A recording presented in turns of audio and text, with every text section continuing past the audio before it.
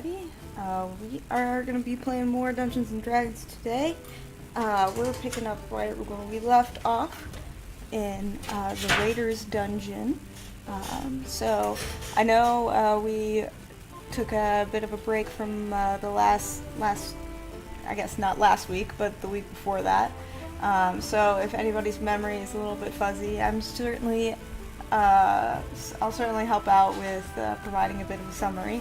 But I still want to offer that as an inspiration for you guys. If you would like to attempt to give us a little bit of a summary of the last session, you'll get an inspiration.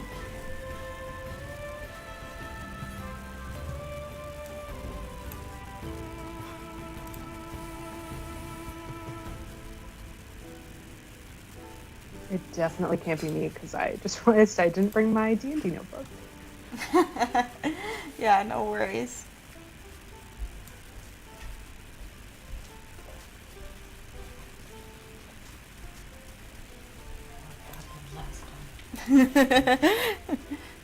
That's okay. I mean, I could give a bit of a summary. Yeah, so the last session that we all played together, you guys found the Raiders camp, the Raiders that attacked the village of Daggerford seem to have all coalesced at this camp under their leader, Resmir.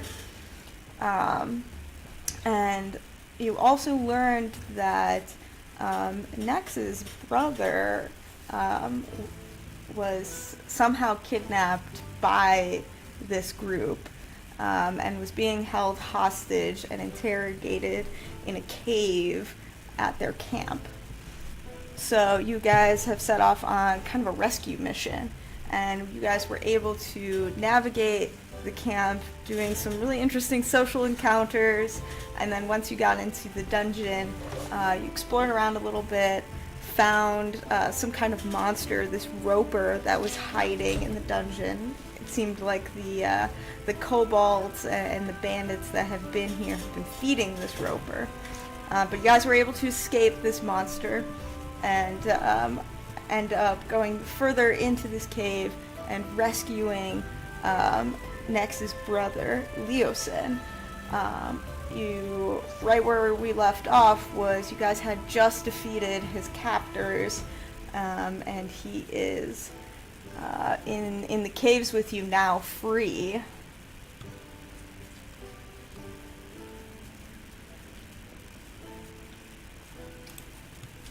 I do remember now the way that he just completely kicked that dude's ass that we had just hanging in the doorway.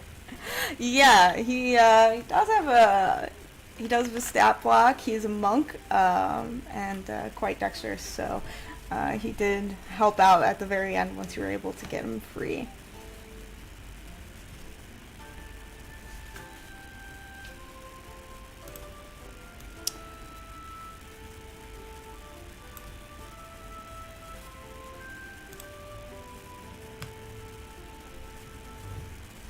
Yeah, so he's kind of just right now standing in this cavern with you guys. The room that you're in is like, there are some like wooden features to it. It looks like it's just like this section of the cave, but there is like a wooden door frame and door, and there's a ladder up to more of a storage area. And behind this pillar that Leosin was previously chained to, there does seem to be like a mural on this back wall that, was like carved into the wall, and in front of that there is a chest. Leosin is just kind of like standing in the doorway and goes, well, thank you so much. Next, what are you doing here?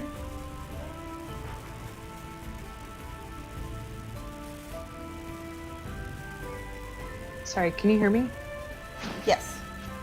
Of course, my earbuds are cutting out. Could you repeat what you just said? Yeah, Leosin is just kind of standing in the doorway, and he's asking you, thank you for saving me, but what are you doing here? I sort of like roll my eyes at him, and I'm like, well, for once, I'm saving your ass. But I'm also, I can't remember if we investigated this like door down here. Like, do we get the sense that like we have to like get him the fuck out right away, or do we have a second to like investigate the room? Yeah, so when you guys entered the cave, it was like around midnight, most of the raiders had gone to sleep. So you have some time. It doesn't sound like your fight this deep in the cave has set off any alarm bells. Yeah, I think I'm like whisper fighting with him, just hissing, being like, well, if you hadn't gotten your ass kidnapped by a stupid dragon cult, I wouldn't have even had to be here. But as I'm doing that, my job. Why'd you even leave Waterdeep? What are you doing? I mean, like, thank you. You're clearly capable and saved my ass. But still. like, well, thank you for saying that because Mom clearly doesn't think I'm capable. But anyway, and I'd like to investigate this mural on the back wall as I'm yelling at him. Yeah, sure. Roll a perception check. Oh, that's a 17. 17. Okay, yeah. So this mural, it's like decorated with like carvings of dragons. So like there's various colors of dragons, all chromatic. So red, blue, green, white, black. And at the center there's this like figure of a dragon, but it has 5 heads, one of each color. And it's just like at the center of this beautiful mural. And as you kind of take a closer look, you see that like black dragons specifically are way overrepresented in this mural. Like there's like half of the dragons in the mural are black dragons, and like the other half is the rest of the 4 colors. And you know, because you rolled so high in perception, actually you see like in the mouths of these black dragons there's like a hole in each of the mouths, and it just kind of like disappears in darkness. And it's maybe the size of like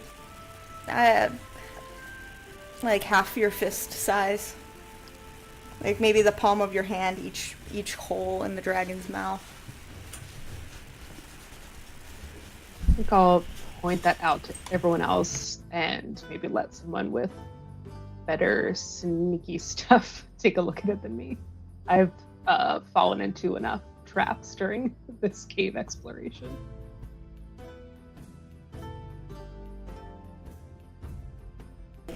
Exactly, or Yeah, it's just like a hole in the mouths of the dragons in this mural. there's holes in the mouths of the dragons. Mm-hmm. I think I would point it out probably like suspecting that it's like a trap. Mm-hmm. Is it a trap or is it a puzzle?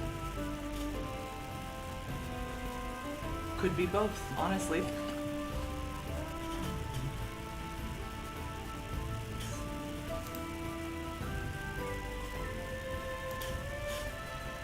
I mean, do we want to stay in here or should we blast out of here?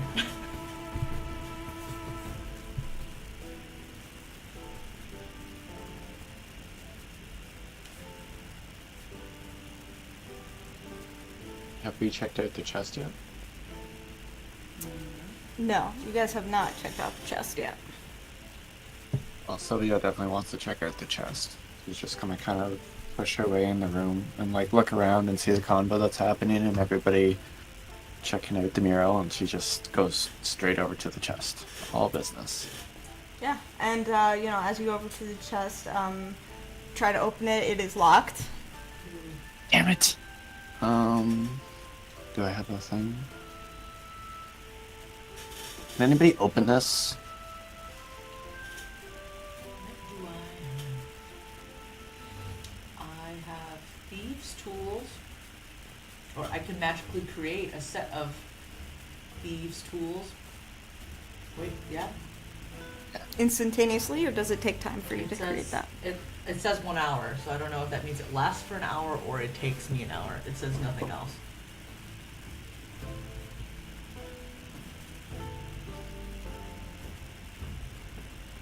Let's 1 see. hour of uninterrupted work. Yeah.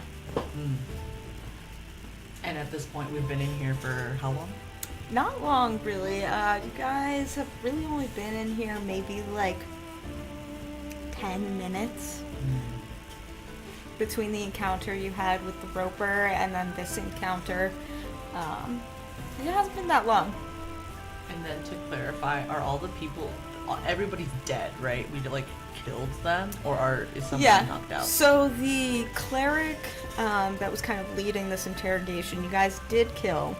And the two other like barbarian type fighters that were with her, you basically incapacitated them. So you incapacitated and restrained them. So they're like knocked out and tied up. I mean, we can check their bodies if they have a key.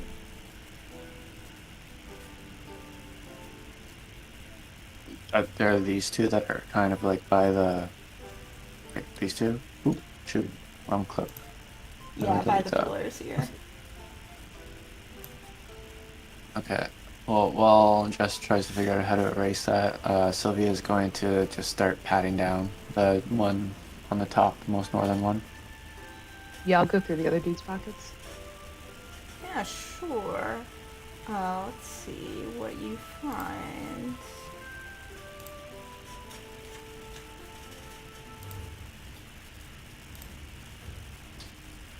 Yeah, so patting down, and like easy enough, you don't have to make any checks. They're tied up and unconscious. Well, not unconscious, but like incapacitated.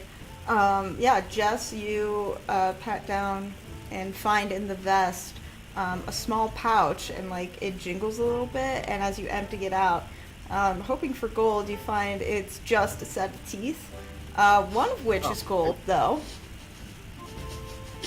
What was that last bit? A set of teeth and what? A set of teeth, and one of the teeth is a gold tooth. Oh. She just drops them all. Is the... And then Yeah. she's like squinting down at like the gold one, and she kind of like picks it up in between her nails, like not actually touching it with the pads of her finger, and she's just like looking at it. Does it look like it's actual gold? Yeah, I'd say it does look like it's actual gold. Okay. Next, we'll pull out like a little paper wrapping that I use for some of my like apothecary ingredients and hand it to her to wrap the tooth up with. She just has this like disgusted look on her face and takes it. Next is Yeah. looking equally disgusting. And on the other fighter, you find a brass ring. Doesn't look like it's worth particularly much. It's not silver or gold, but it's costume jewelry.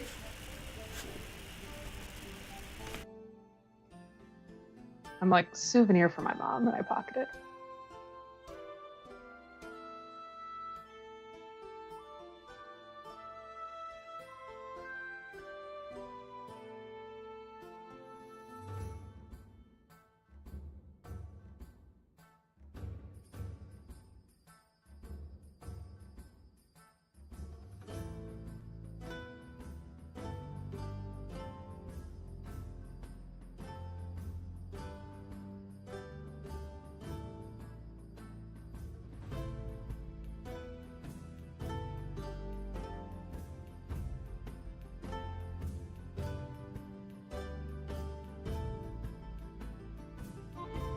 I would say Sure. Eureka is expecting.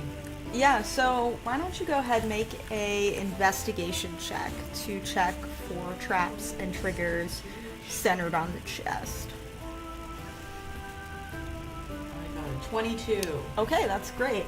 Yeah, so kind of taking a closer look, you're looking at like the locking mechanism of the chest, and like you lift it open just like a fraction just before the lock like stops the chest from opening, and you can see in just that like little gap there that it looks like there's a mechanism that would break if the chest were to be like forced open, or if, you know, maybe you broke a lockpick in it or something like that.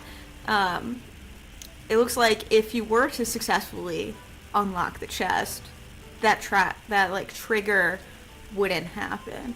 But if you tried to force the chest open, it seems like there's a triggering mechanism in it.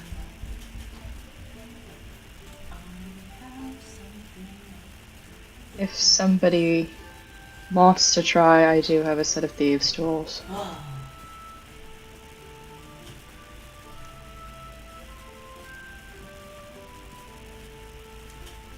Something else I thought I had.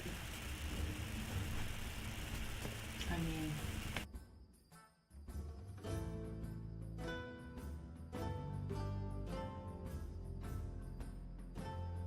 or Kyra. Or I guess Decently dexterous, but what would the roll be in? Because that would also depend. So, this would be a sleight of hand check. yeah, that's what I thought. Okay, Kyrell has a +3. If anyone has higher, though, like, by all means. Yeah, Eureka has a -1, so I don't I don't try to open things.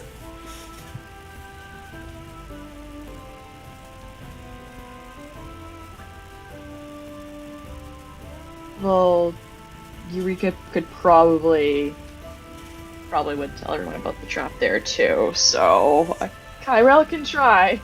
Yeah, okay, so go ahead and roll a sleight of hand check for me, please.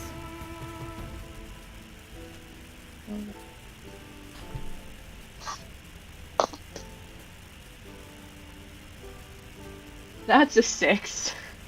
6. Okay, so you sit down, you try to pick this lock.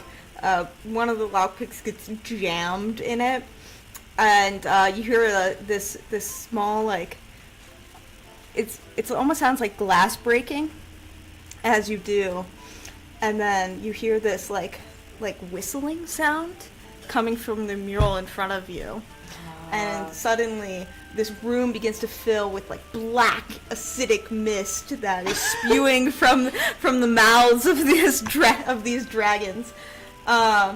So yes, I'd like everybody in the room to make a dexterity saving throw. This one? Yes. 18. 15. Okay. 12. Okay. 17. Okay.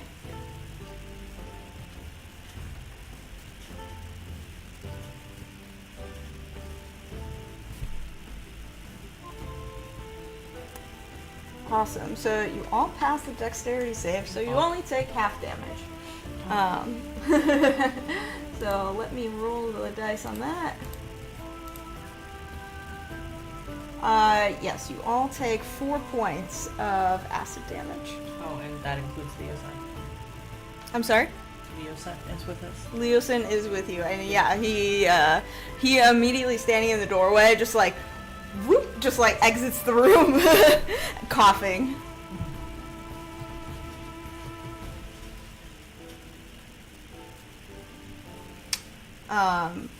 So this room is continuously filling up with this mist. So if you want to stay in the room, you'll have to make a con save. If you want to try to stay, look in the chest more, or anything like that, will require you to breathe in some of these vapors. Otherwise, there's fresh air in the hall. Yeah, I'm getting the fuck out. Does the door prevent it from spilling into the hallway? Mostly, yeah.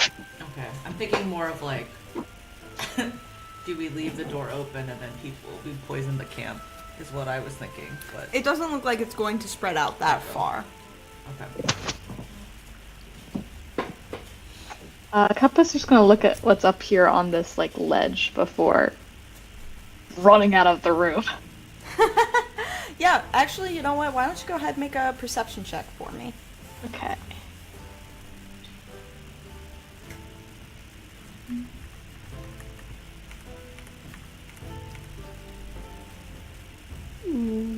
That was a nat 1, but because I'm a halfling, I can't roll nat 1s. Oh, Wow. yeah. Aren't halflings literally the best? I always forget that. Yeah, no. I got a 22. 22, yeah. Damn. That's great. I know 1 to 19, so I killed that Okay, yeah, so on a 22, like, it is, like, kind of difficult, like, this mist is, like, burning your eyes and your lungs as you're, like, staying in this room, but from this vantage point, you look around the boxes, you don't really see too much, but because you're up so high, you kind of look over at the chest, and you see there are some shiny, shiny objects inside the chest. one. Okay. Do you still run out of the room? Cup's gonna go for the chest. Hell Gonna yeah. try. Okay. Go, go. Yeah, so why don't you make a con save for me? Okay. Constitution could be better, but that's a 19. Wow. All right. Yeah. So that you succeed the Constitution save. So you just like you hold your breath and you like try not to breathe any of these more vapors in.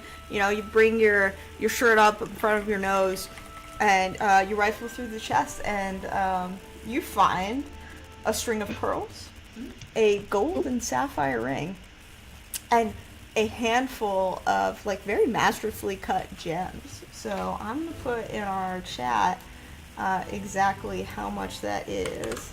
Let's see.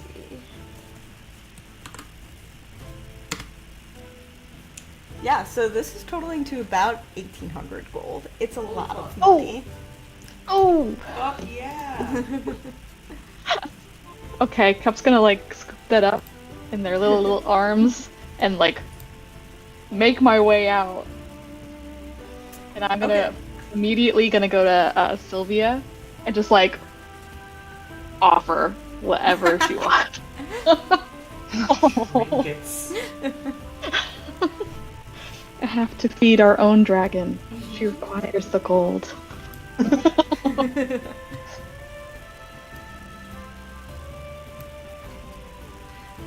So are you all leaving the room? Yes. Okay. Leaving the two unconscious people tied up in the room full To die? of mist? Oh, You don't know. I mean, the cleric's already dead, right? So.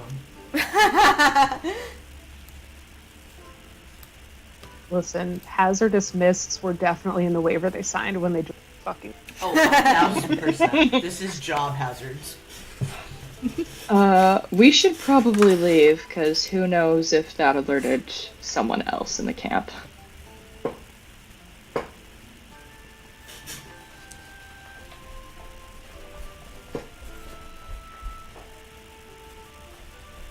Yeah, can I have? And if I have to make like a con save to have done this on my way out, could I have like grabbed like a cloak or something off of one of these cultists to give to Leo, just to like give him a little bit of disguise as we're trying to smuggle him out? Yeah, sure. I will say you will make a con save for that one. Just because you're trying to do something while the room was filled with this acidic mist. That's a 7. Alright, so you take 11 points of acid damage from inhaling the vapors. I did not realize when I wanted to do this that I'm only at 5 hit points, so I'm not actually in the hallway. I am passed out trying to fucking wrestle a cloak off of a beefy dude that we tied up in rope. Yeah, so Leosin will see this and he'll act. He'll run in there and grab you. He has a really crazy high speed, so he's gonna run and grab you and bring you out. Help! Help! Next! Kyrell's gonna run over and is gonna cast a Cure Wounds on Nex. Thank you so much. It's gonna be 5 hit points. I'll fucking take it. Thank Oh, you. Jesus, next. Well, you know what? Now we're even, okay? I'm like, yeah, just take your fucking cloak. Okay, fine. He takes it and attaches it to himself. And you see, like, it is like a black cloak. It's nothing special, but it has like these two like brass clasps on the end, and like one is like a really like you know, like if you asked a child to draw a dragon, like it kind of looks like that, just like carved out of brass, and that's what it is. You get the sense that these fighters weren't exactly like the bosses around here. But it's on his cloak, you know, it covers his clothing.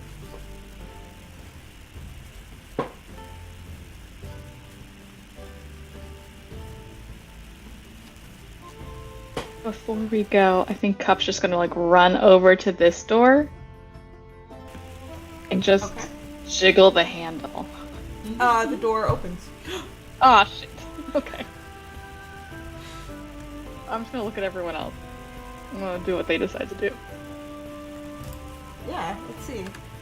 The door opens, and inside you see it's a simple room with kind of a comfortable bed, potentially private chambers for somebody. The room contains a writing desk, and there's like, several books and papers.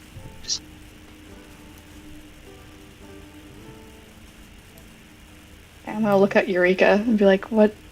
Should we just leave, or do we?"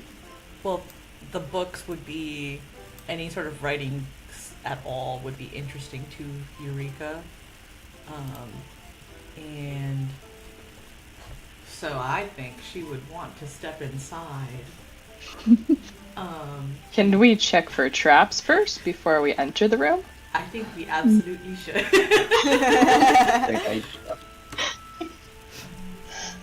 All right, so please make an investigation check for any traps. All of us, or I will allow one person to do it and another person provide the help action. So it's really up to you guys. You could make either two people roll, or you have one person roll with advantage. I have +5 for investigation, so I could roll twice, and I feel pretty good about that. Sounds good. Yeah. Well, one was a nat 20. Heck yeah! So That was the- 25. That was the most unenthused way of saying you rolled a nat 20. It's not like a dirty, filthy, slutty 20. Oh so. my god. Yeah. So, yeah, on a natural 20, you look around this room. It is very not trapped at all. And I'll say, even on a natural 20, you find in like the drawer of one of this desks a key with like a black dragon motif on it, and because you rolled so high on this investigation check, you're like, oh, this probably unlocked the chest in the other room. God damn it.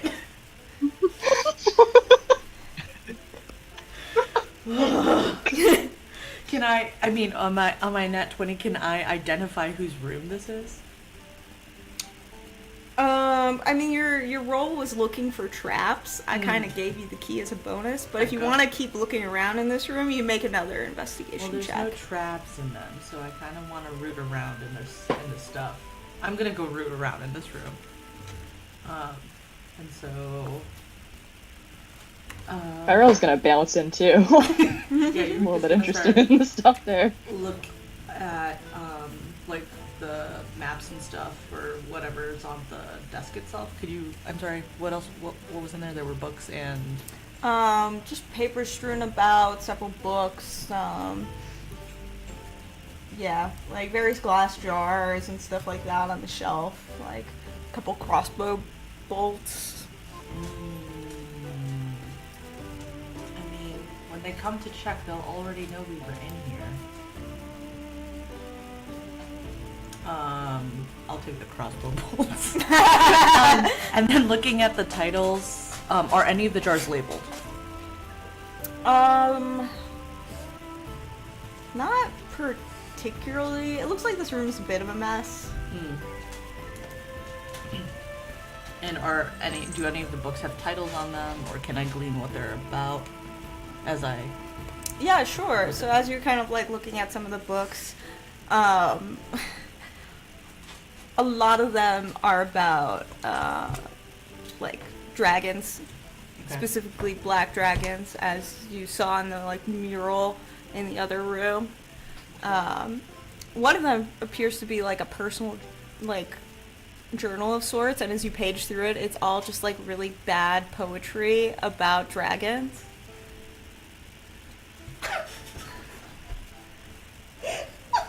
And Kyrell investigate the table where they're at. I'm like trying to come up with like a bad dragon poem. Yeah, can the DM please recite one of these dragon poems for us? I need just a little bit more to jog my imagination. The DM can find one on using ChatGPT. Oh, amazing. Oh my god. Oh my god. That's effective use of our robot overlords, you know? Yes. Oh my god. She wrote a whole song. Yeah. I wish you guys saw that. It was crazy. She wrote a song in like a second. I was like, what the fuck? Okay, so black dragons, their eyes aflame with fiery spite. They soar on wings of endless night. Their breath a curse, a deadly blight. In silence they prepare to smite. Thank you, Okay. ChatGPT. Shout out ChatGPT. For some reason, Eureka finds that like the poem's pretty endearing, so she's gonna like copy some of them down as an art, because for all she knows, she's looking at these things. She's like, oh, it's clearly a religious cult. These are probably the psalms that they use when they pray to their black dragon god, obviously. So she's like kind of taking this as an opportunity to be like research like black dragon cults, and she's like taking down. So she is definitely taking home some of these. And Kyrell, you don't have to roll for any of this, but as you guys are just like looking around and you're looking at this desk, you do see a map like laid out on this desk, and you see a note in the margins, and like on this map, it's a map of the Sword Coast, and there's like all these arrows coming from like Daggerford, from like villages and other places, and they're all like following weird paths heading generally north in that direction. And in the margins of this map, written in ink, is Resmir's orders. Everything must be freighted north to the castle. Okay. Kyrell is going to take the map. Okay, it's like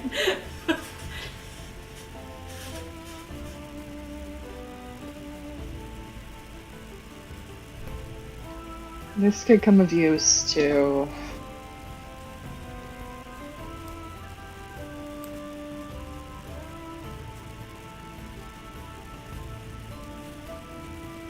Sylvia just wants to like, can I just look at that map for a second, Cairo? Sure.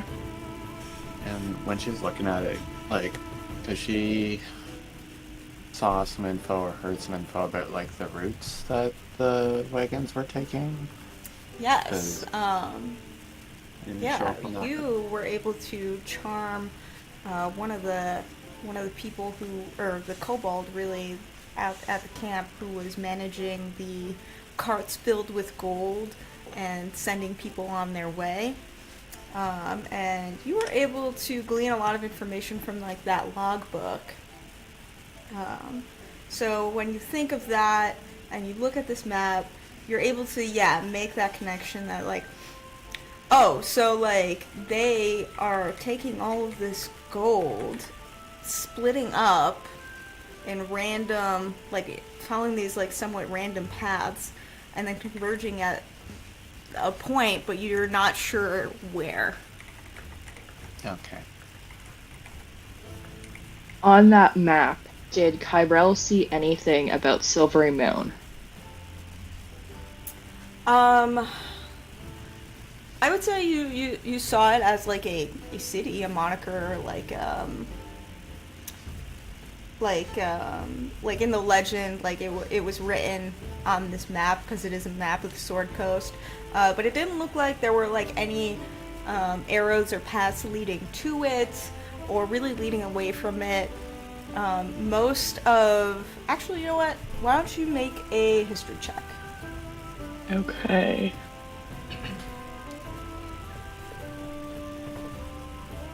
$17. I have a +5 to history. Yeah, sure. So the origins of these arrows, like there's a lot coming out of Daggerford and heading north, and then there's other ones that are from like small villages and hamlets up and down the Sword Coast. You would recognize like the names of these small villages as like towns that have been raided recently by bandits. Okay.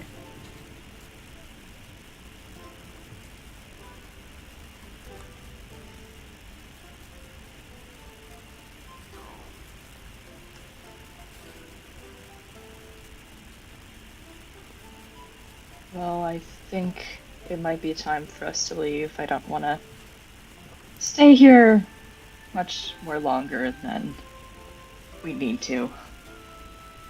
I think that makes sense. We got the treasure, and oh yeah, we rescued a guy too, I guess. We've done all we could here.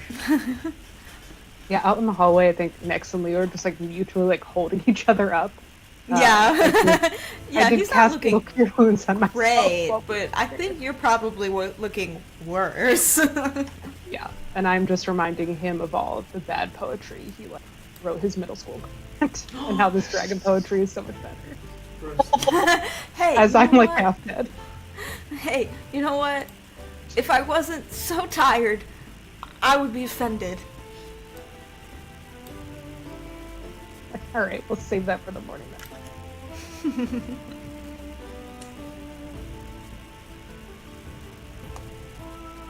Guess we go vaulting across.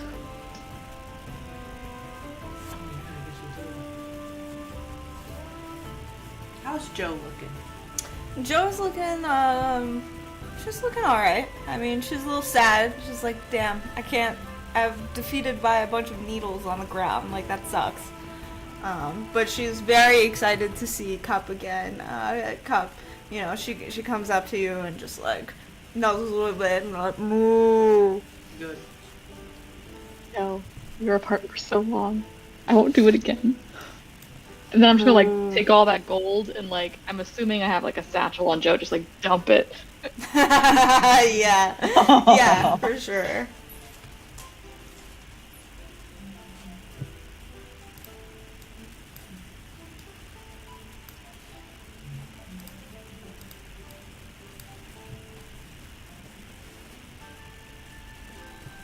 Alright, are you guys wanting to explore any more of the caves, or are we heading back out to the Raiders camp? I don't think we should stick around the caves that have that tree thing. The Roper? Yeah, I don't like him. He's just mean. Yeah, we shouldn't stay near the stairs heading down to it either. Yeah. Okay. I'll go ahead and change up the map here. Move you guys outside.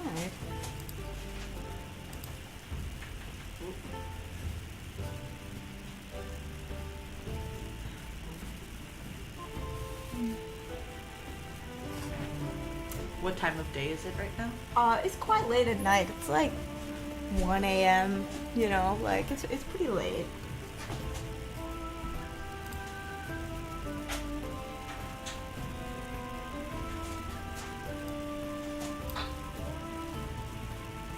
We should like, climb up. yeah, kind of like that one. From to the side.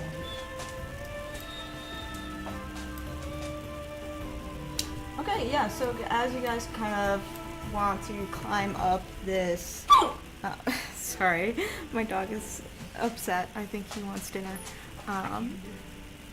Okay, and so as you guys kind of climb up and try to exit, I will have you all make like a group stealth check. The DC will be kind of low, not low, but it won't be super high because it is quite late at night and you guys were able to deal with the sentries that previously that were stationed out here. So if everybody could make a stealth check for me, that would be great. I forgot that I have disadvantage on stealth because I'm wearing armor. 6. Okay. 8. 8. 9. 9. 21. 21, alright.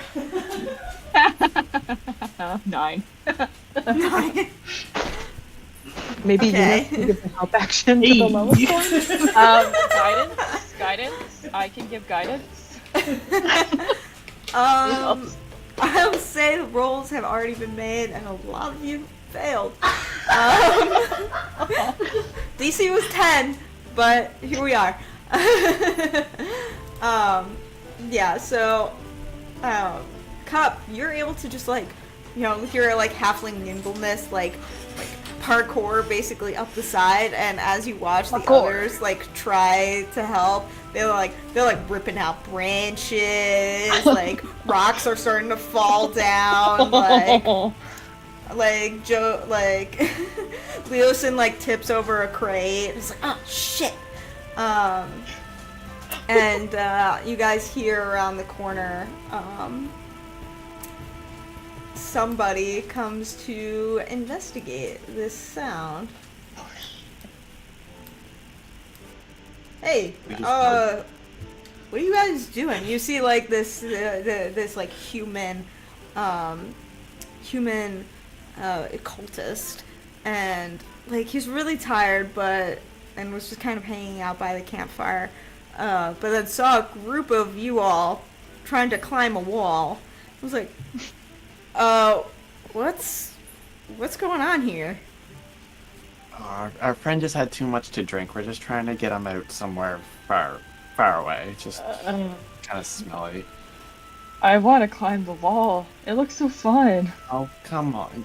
Listen, you're waking everybody up. Let's go. Come on. Climb the wall. Can I cast friends on this guy? Yeah, you can cast friends on him. Fuck yeah. Alright, so we have advantage on charisma checks.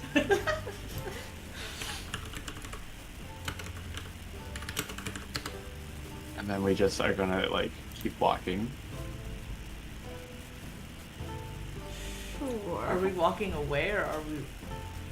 What I are we? think we just walk away. Okay.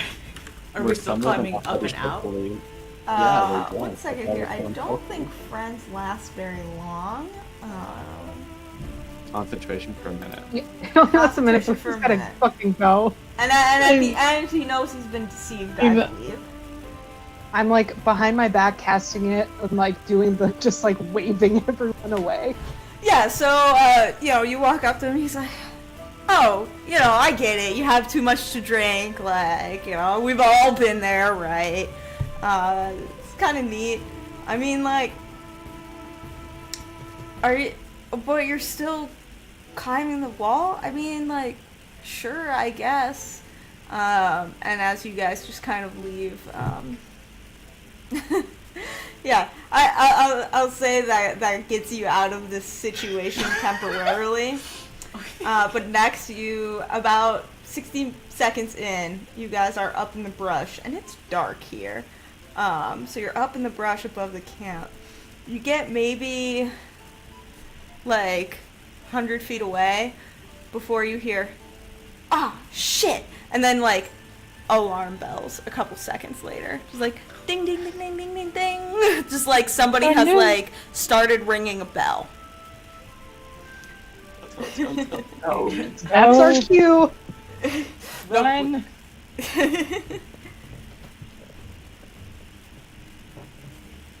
Let's see. because it was 60 seconds, I'm gonna have, if you guys are just booking it, how about you all make a group athletics check?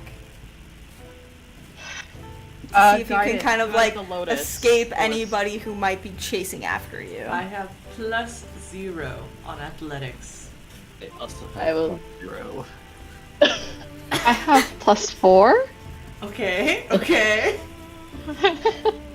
I have +5. So. Okay, yeah. Guidance 2. I was like, how are you Who said feeling? they needed it? I already rolled something. Okay, I guess I'll take it.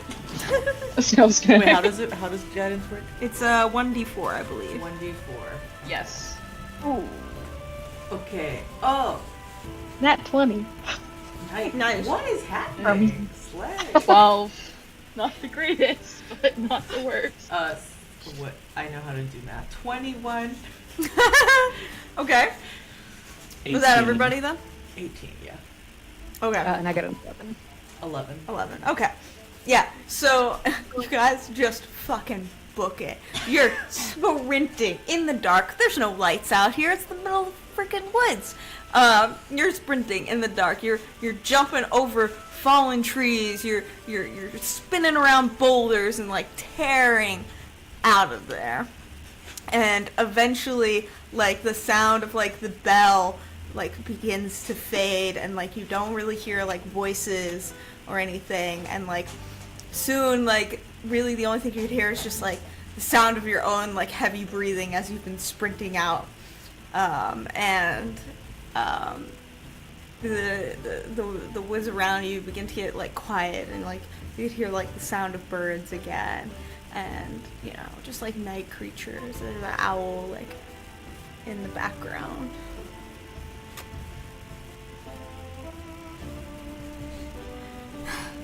And Leosin is a little bit out of breath. He goes, "Well, fuck. That was pretty close, but looks like we made it."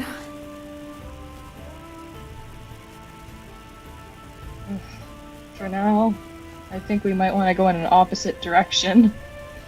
Yeah, actually we should probably head back to Daggerford.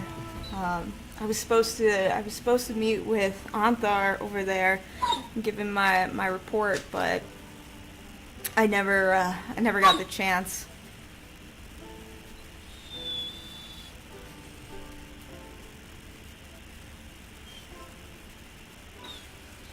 I don't know if it's gonna be too safe to return to Daggerford right now. That's probably gonna be the first place to have a look. Yeah, I mean, it's up to you guys. If we're not going to Daggerford, I need to head to Waterdeep, because what this cult's been doing.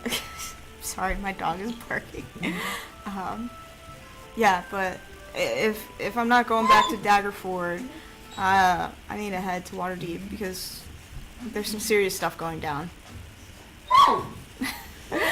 Okay, I'm so sorry.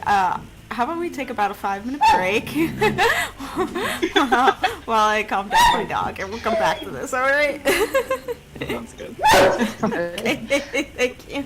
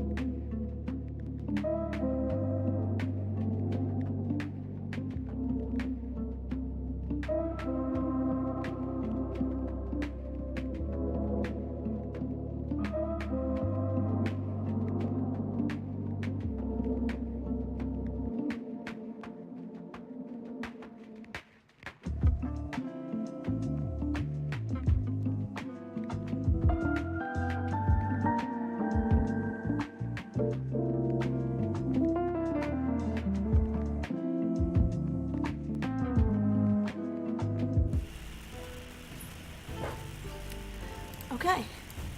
So, where we left off was you guys had just escaped the Raiders camp, and Leo sent us began talking to you folks. And he goes, I don't know, I was supposed to go back to Anthar and give him my report. But if Daggerford's not safe, I really, I need to get to Waterdeep. Let me explain. I'll start from the beginning. So, I am a spy. I work for the Harpers. We're this righteous organization. You kind of work in the shadows sometimes, rooting out evil, all that good jazz, you know. So I was sent to spy on this group of bandits, or so I thought they were bandits, because we heard through our spy network that they stole this device. It's called a plane key, and it's really dangerous. So my job was basically to infiltrate their camp, figure out who they were, what their goals are. But, you know, I got close, but then they caught me. So what I know is they are the cult of the dragon. And their goal is to bring Tiamat, the Queen of Dragons, to the Sword Coast, into the material plane. You know, right now she is imprisoned in the Nine Hells.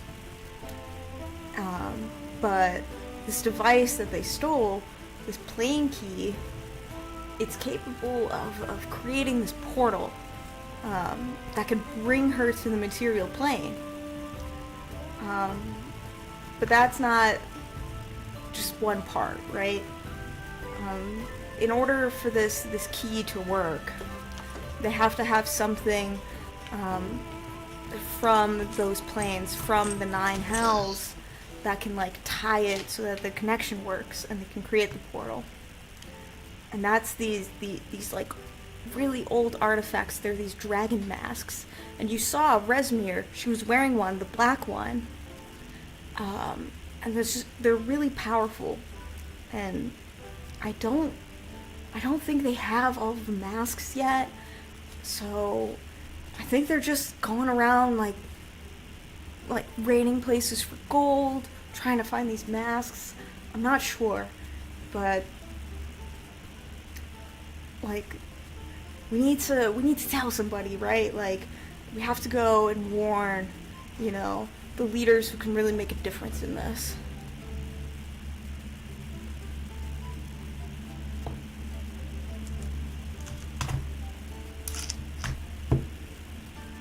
Where are they hiding the plane key? I don't know. I have no idea. I never saw it. I only heard about it from Resmir. It's kind of creepy. She would hang out in her tent, talk to the dragon mask. It was really weird. She never mentioned where it was, just that they have it. And they're gonna use it, or try to use it, to bring Tiamat to the material plane, to the Sword Coast.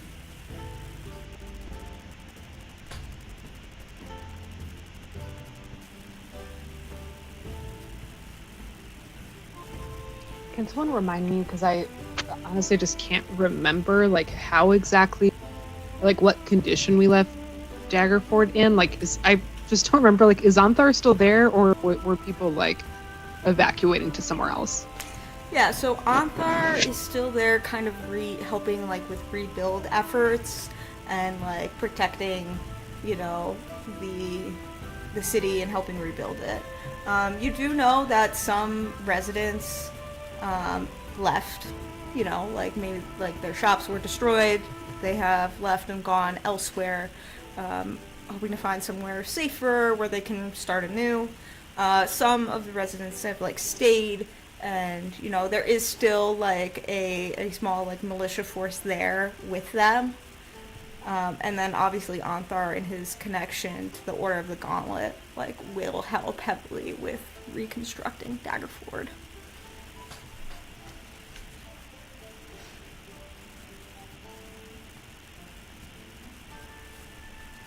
How far would Waterdeep be?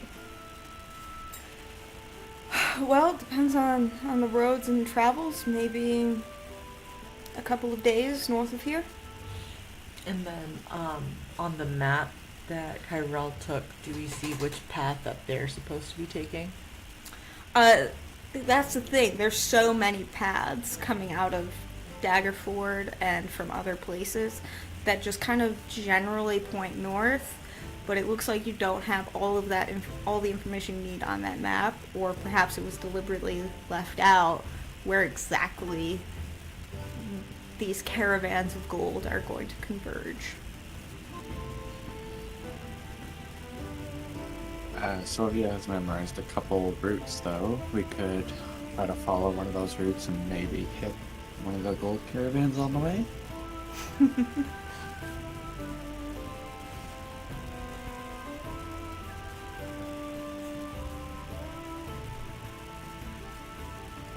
Are you suggesting we become bandits?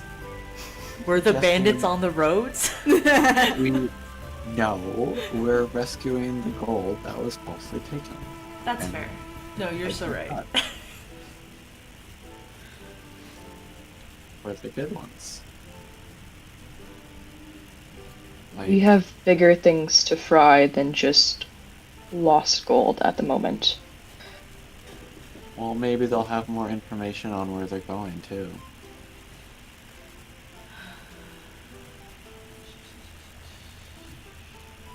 As much as it pains me to admit, we can't defeat Resmir and those bandits on our own. And Kyrell just has like a pained expression on his face. Our best shot right now is to go to Waterdeep and get some help, get some reinforcements, get some more tools, and then come back and find out where they're hiding that plane key. Yeah, and Lewison kind of interjects at this point. And I have connections in Waterdeep with the Harpers, and I know that the Lord's Alliance is going to be meeting there in about 10 days. So my plan was to report to Anthar, but now with just kind of the gravity of the situation and Daggerford, what happened to it, I should probably go. Like, I want to go to Waterdeep and, reconnect with the Harpers, and so we could tell the Lord's Alliance, so we could tell the leaders of, Waterdeep, Baldur's Gate, Silvery Moon, like that. This threat needs to be taken seriously, and maybe they can help, especially with what happened in Daggerford.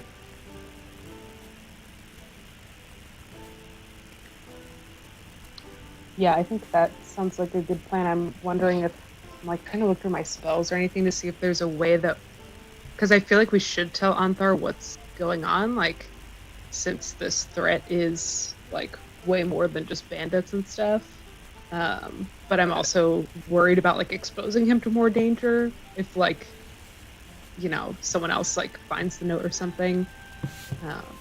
Question. I know flying snakes. It says in the little monster guy there that they have been used to send scrolls as Okay. messengers for scrolls. Yeah. So would that be possible for Opal to fly over to Uthgar and give them a scroll? Yeah, sure. I will totally allow that. I think that your flying snake is very cool, and scroll delivery is a good application of that.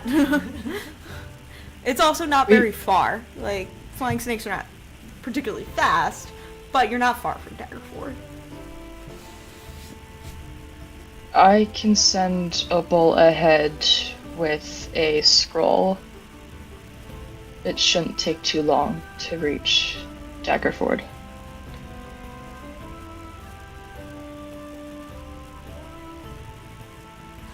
It's like a plan.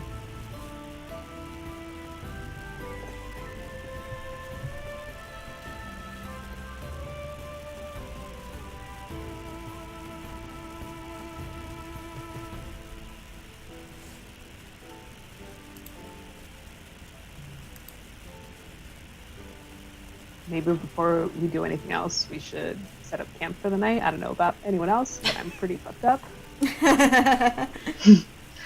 Absolutely. Yeah. We should maybe find somewhere a little bit more secluded if there's anywhere nearby, because I don't think we'd rather run into our fun buns over at the camp back there.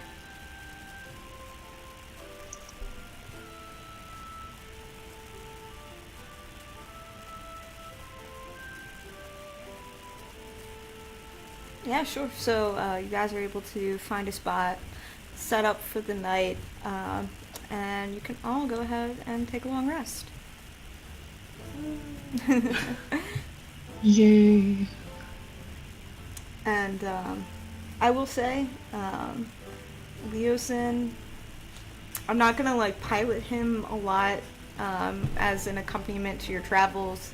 It could kind of be the same situation where, you know, he can provide the help action if you ask for it. I'm not gonna have him roll initiative during combat or anything like that. Because it's your game, and you guys are the players, and I like that more than me having a player character. So he will just be an accompaniment to you guys as a group. Is everybody okay with that? Otherwise, you could send him on his way. Next, we'll call him a useless bastard and ask what the point of all those muscles are if he's just going to be injured and have to take care of him. But fine, yeah, that's fine. Yeah, we'll say too, for the purposes of the universe, that he's a little too injured to fight with you guys. Mechanically, I just don't want to play bad guys and a monk at the same time. Okay, yeah, so you guys have benefited from a long rest, and are beginning to, you know, follow a path that Sylvia has memorized for one of the caravans. You know what? Let me show you guys something. I'm going to bring up a map of the Sword Coast. It's hex crawl time. Ooh, have my first to- fix crawl. Yeah, you'll have to zoom in quite a bit to see here, but I have my little laser pointer centered on Daggerford. You can see it there. Right. Can I give us a goofy group mini? Yes, of course you can. Yes. Amazing. Oops, sorry. Go ahead and adjust.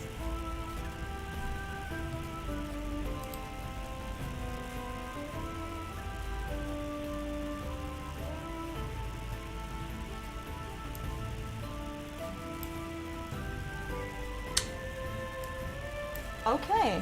Mr. Marsh, did you do that on purpose? I did not. This is actually the official map of Faerun. And it's actually really cool. I just laid over a hex grid on it. So, rules of travel for this campaign.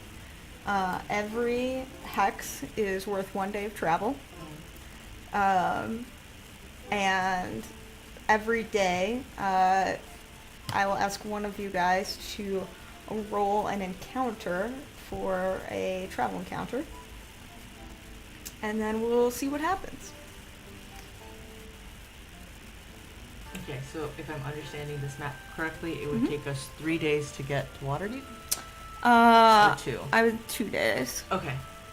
2 days to get to Waterdeep, and any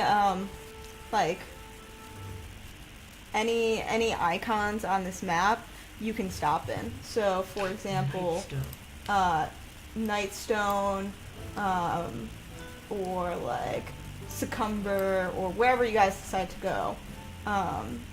If there's a town in the hex that you are traveling through, you can choose to like spend the night in the town, or do anything you want there.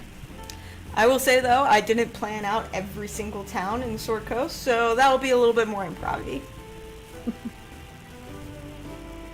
Can I roll a history check just to like see maybe what we know, either like maybe just about Nightstone specifically, since it looks like we'll pass pretty close to it? Yeah, sure. Why don't you roll a history check for me?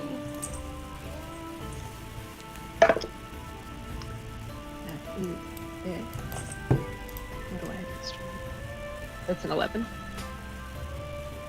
It's an 11. Unless my brother wants to give me the help action. I will say you have to call it out before the roll. God damn it. Fair. Yeah, but what you know of Nightstone is that it is a settlement outside of Waterdeep, usually like a place for travelers to rest before heading into the city the next day. But it would be like an in and out of town, so a lot of travelers will pass through there? Mm-hmm. Okay. I think it would be... And actually, the path that you memorized, Sylvia, does pass by Nightstone. So it generally like heads. It's weird the path you follow. It heads like east at first, and right to like the base of this mountain, and then like juts up jaggedly toward like Nightstone, and a little bit past it along the river, and then it just kind of stops. But there's still like an arrow pointing in the direction.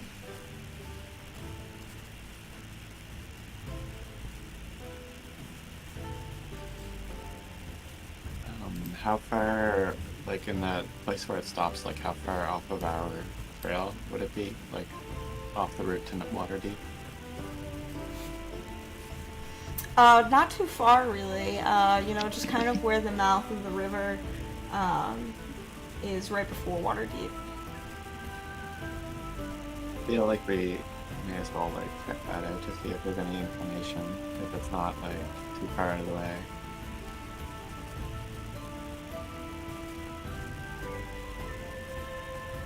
Maybe it was like a rendezvous point, or maybe there's like further instructions there. I know we're in a bit of a rush. Yeah, but a flying snake is taking care of that. So, well, at least to Daggerford, which I would assume they would send something to Waterdeep as well, or at least be like danger, something.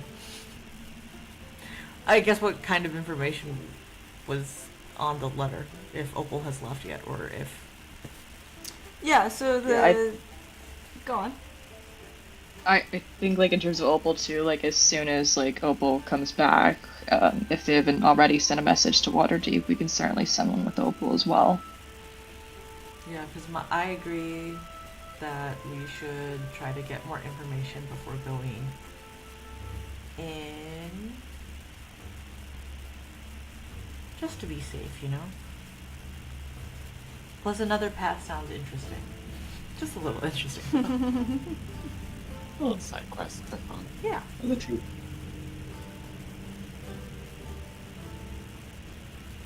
Alright.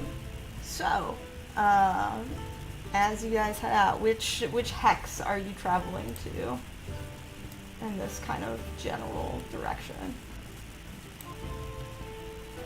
the one that would like most closely align with where the like as far as I know where the route goes for that caravan. So like Gotcha. yeah. Yeah, got it. So it does go off the beaten path a bit. So I'm gonna move you guys up, just to this rolling hillside, and then as you guys travel for that day, would anyone like to roll a d10, please? 10 options.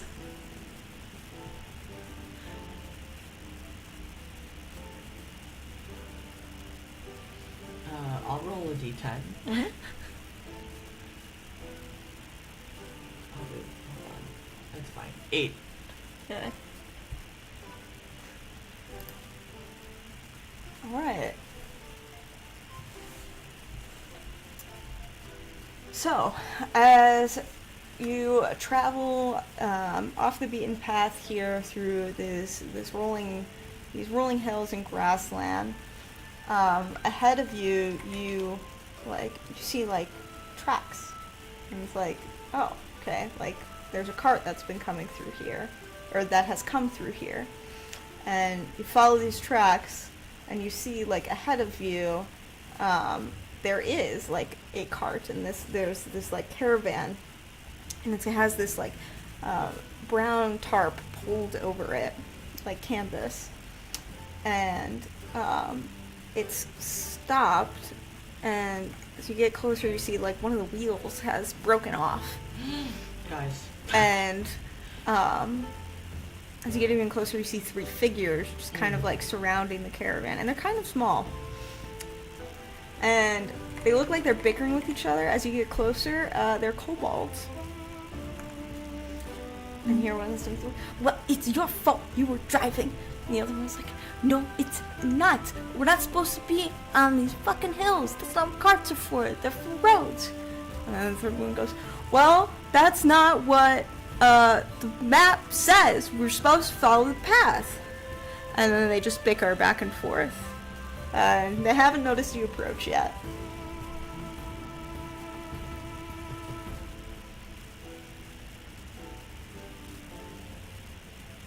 Are we still wearing our disguises? In theory, right? We should be wearing our disguises still. If you want to be.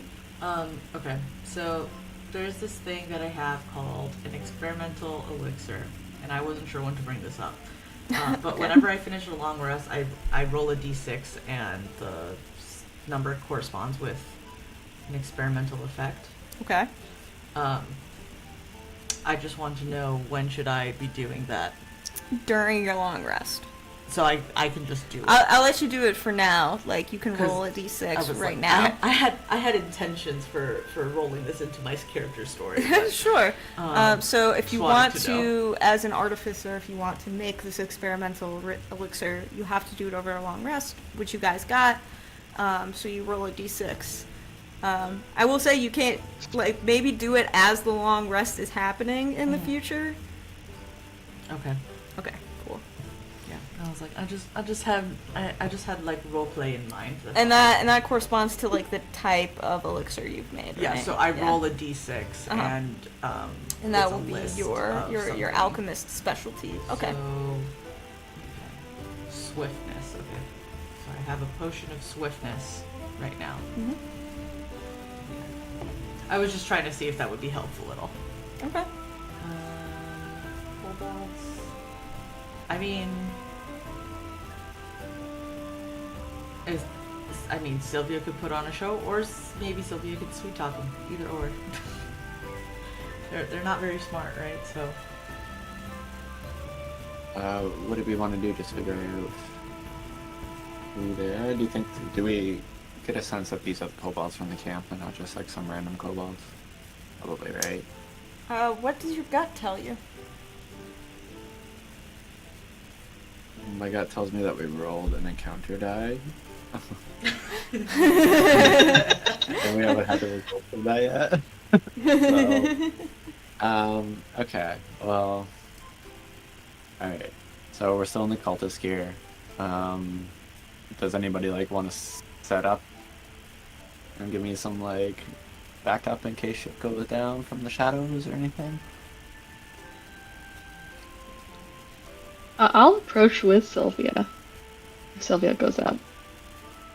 Okay. Is Joe coming too? Because he's a real dragon slayer. Yeah. Yeah, Joe's there. Yeah, you see Joe like shifting her armor, moo, and just like I put the looking mask at these on Joe. kobolds. Oh man, I've got like the leader mask, like from the supervisor. Or Yeah, whatever. that's true. Okay. You do still have that. Do you wear it as you walk up to them? No, I like. Can I put it on Joe? Put it on Joe. Yeah, sure. Is this too much? That was the boss. Okay, let's go. Why are we here? Okay, she's just gonna walk up, kind of stomping, and striding straight towards the kobolds until she catches one of their eye, and she's gonna say, "Hey, what is taking you so long?" Ah, sorry, we, Oh my god. Mitty We broke the always wheel, have- wasn't my fault, and he just points at the other kobold that's holding the map. He's like, hey, you know what? It wasn't my fault either. These fucking hills, man, they're not for carts. I don't get it. These routes were and- chosen by somebody above you. Sorry, continue.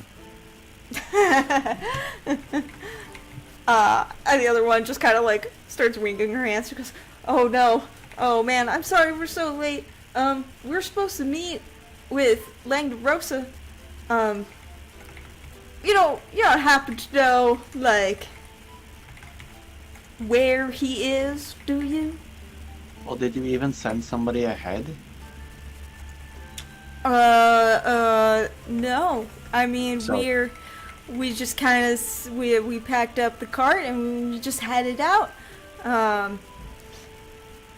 Yeah, Is it- just following Resmir's orders. Take it north. We're supposed to meet up. Langdorosa's team's supposed to give us more instructions. Well, did you remember to write down where exactly you're supposed to be meeting Langdorosa's team?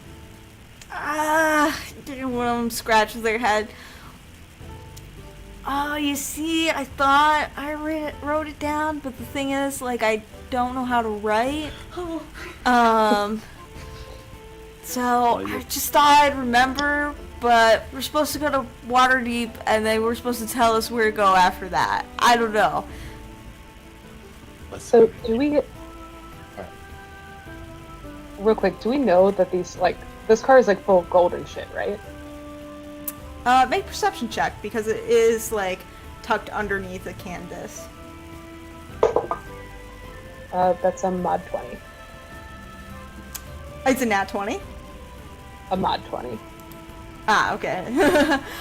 Yeah, so you kind of like peer under. You see some trinkets and shiny things, but the cart is not overfilling with gold. It looks like the kobolds took from the pile whatever they thought was neat. So some of it is like really polished silverware. There are like some gold pieces, but not too much. I think Nex is gonna look at make eye contact with Sylvia, almost like asking permission to make a move. Okay, so she's gonna So, go to, okay, Not well, to attack them, but just to yeah. Well, we have experts here that can fix this wagon and can inspect and look and make sure that you haven't at least lost something. But I'm really disappointed in you. So I need you to prove to me right now that you can actually handle your job. You messed up the routes between the three of you or the two of you. I need you to try your hardest to remember exactly where you were supposed to go. Okay. I can't make you make a mean bully check, but you can make an intimidation check.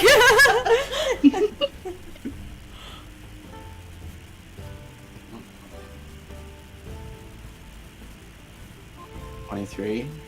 Yeah, okay. They're thoroughly intimidated by you. Oh god, I mean if you could fix the cart, that'd be great. But they said Waterdeep. We're supposed to go to Waterdeep. And I mean, like, it's kind of by the water, so maybe around there? And just kind of looks at you really clueless, hoping that that answer satisfies you. You get the impression that this group of kobolds, you know, not exactly the best and the brightest cultists around. Okay, well, my friends are at least going to inspect your wagon. Stand aside, please. Sure. And they just kind of like move out of the way. While this is happening, Cup's gonna pull out, because I'm assuming in my time after meeting the kobolds on the island, I'm gonna pull out like a really shiny rock and hand one to each of them and be like, it's okay, I know you guys are trying hard. Hail to you all! Yeah. You hand the shiny rock to one of them, who just like looks at it with big eyes, and then the other one goes, "Give me that, I want to see." And then the other one's, "No, it's mine, give it back." And they just like start fighting over the shiny rock. I think Kyrell is just like sitting, like just standing there, like arms crossed and just like glaring at the kobolds. Yeah, I think next we'll start like walking around the wagon, pretending to inspect it, and like while the kobolds aren't looking, use druidcraft to like rot some of the wood to make the cart even more damaged, and just like shaking my head, like being like, "This is, I don't know, this is looking pretty bad." Just like, wait, what are you using to rot the wood? I have druidcraft, which. Oh wait, I can only. Sorry, I didn't realize that it was like that. Okay, never mind. I thought that it was like a prestidigitation type thing, but I have like a limited list of effects. So in that case. Oh, sorry. Go ahead. No, go ahead. You're good. I think I'll still just like be, like shaking my head and acting like, oh. Yeah, I don't think this cart's gonna make it all the way to Waterdeep, and sort of look at the kobolds and say like, I'll tell you what, what's his name? Ponderosa, is that the name they said? Yeah, Langderosa. Langderosa. I'll be like, listen, like, we know how Langderosa can be. I mean, like, you guys were doing your best, but these hills, man, like, this cart is just not gonna make it. And I'll cast Tensor's floating disc, which creates a circular horizontal plane of force 3 feet in diameter that floats above the ground. It can hold 500 pounds, and it basically just like, if I move away like 20 feet from it, it just starts to like follow me around. And I'll sort of like offer to the kobolds like, look, I'm not going to sugarcoat it, you guys fucked up, but we can help you guys out, and we can make sure that stuff gets to Waterdeep so that, Langderosa doesn't get the way that he does when things go wrong. I'll say make a persuasion check with advantage because of this Tensor's floating disc. They might not be fully receptive to this because you are taking their treasures. I got a 19. 19, okay. Yeah, and they go, oh man, really? You'll vouch for us with Langderosa? That's great. That guy has such a fucking temper. I mean, I guess we'll probably hang out for a little bit, but eventually we'll find Waterdeep. And then you hear the other two in the back, just like, I told you we should have just followed the water, the coast. It would have been easier. Goes, well, I wasn't driving the car, so I didn't get to make that choice. And they just start bickering. And I look into the cart really quickly and see if there's like some valuable stuff that we can just grab. Are you doing this like in front of the kobolds, or like have you walked away? I'm in front of the kobolds. And then like as we're walking away or whatever. Yeah, I don't know, sure. I'm not like trying to be stealthy or anything. Yeah, so you kind of like are inspecting the cart, and a lot of it is really just like polished silverware, and like various like trinkets. Like there's like a brass goblet, a really like pretty jewelry box, but there's nothing inside. And then you do find like a couple like pouches of gold. And the total value for that is 68 gold pieces. Yep.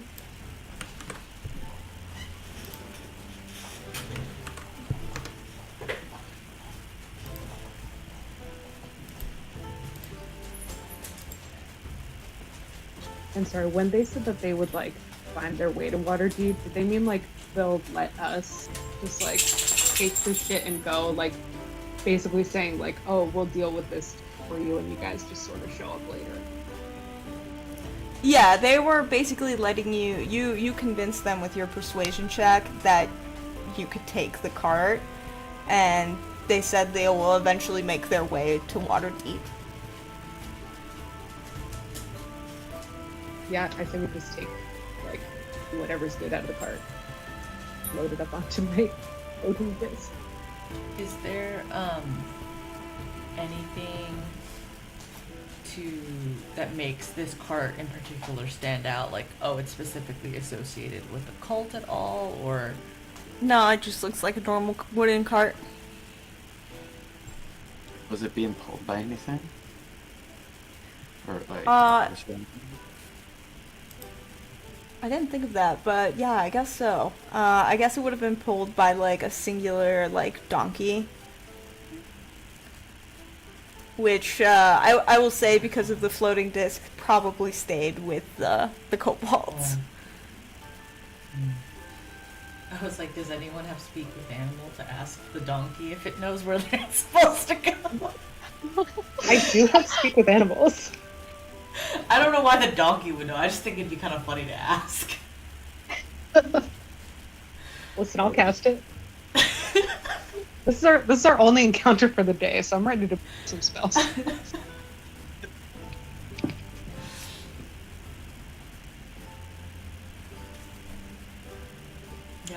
I think we You're gonna cast Speak with Animals? Well, it would be up to next. Sure. I'm down with whatever you guys want to do.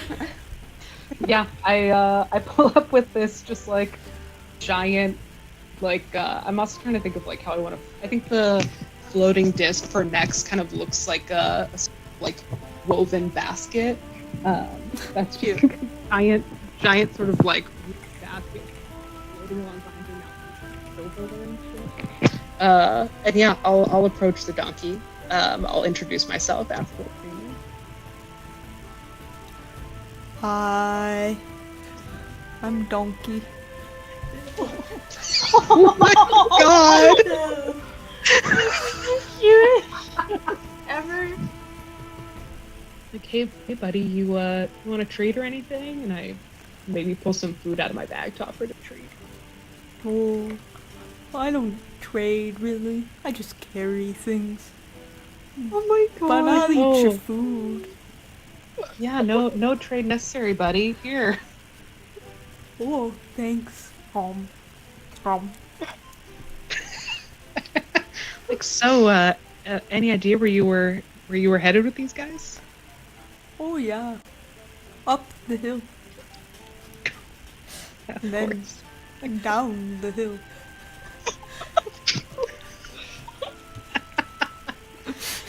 I'm just gonna. Do you know what a water deep is? Oh, there's usually a bridge over those. I'm too short. You're too short for the bridge? No, when the water is deep. I'm like, oh. Okay, buddy. I turned to everyone else. I'm like, let's go. Well, no. Before, I'll ask if the donkey feels safe with these kobolds. Oh, I'll ask if they treat him well. oh, yeah. They show me their shinies. Do you like their shinies? Yeah, they don't taste good though. Oh, I got kind of mad when I tried to eat one. So now they just give me apples. Oh, that's probably for the best. All right. I love you. I'm not sure I'm there yet in our relationship. Fair. So fair. I'm just gonna go. Great, thanks. Thanks for chatting with me. It was nice to meet you. Oh, it was nice to meet you too. I'm sure you'll find someone who can reciprocate this love. Great. I'm like, guys, we really gotta go.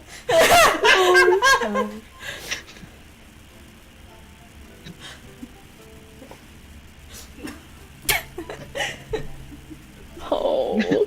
Next is I don't know what the. I guess she's blue, so her face is like dark blue right now.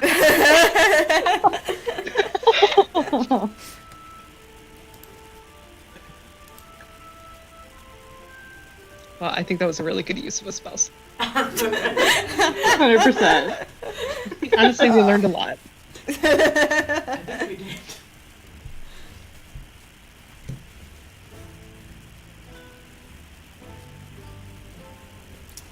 All All right, yeah, I'm ready to leave.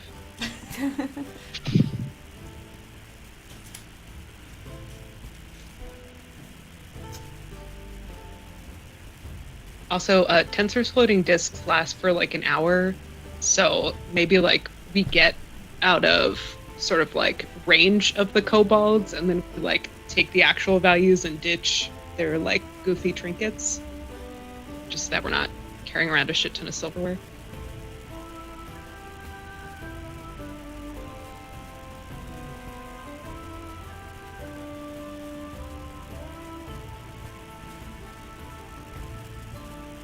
Yeah, so you just, after an hour, kind of abandon the cart and take the trinkets out, and spend the rest of your day journeying through these rolling hills.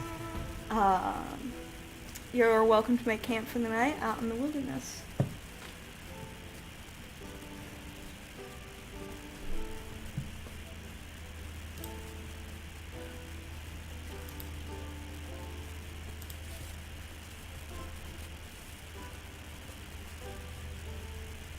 I think Nex is haunted by that donkey.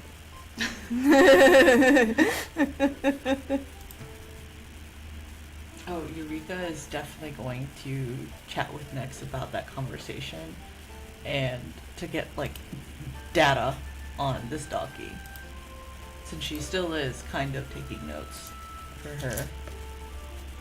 Sure. I definitely. I would prefer don't Nex if think you that- would tell it from your perspective of like what was this experience like talking to a donkey.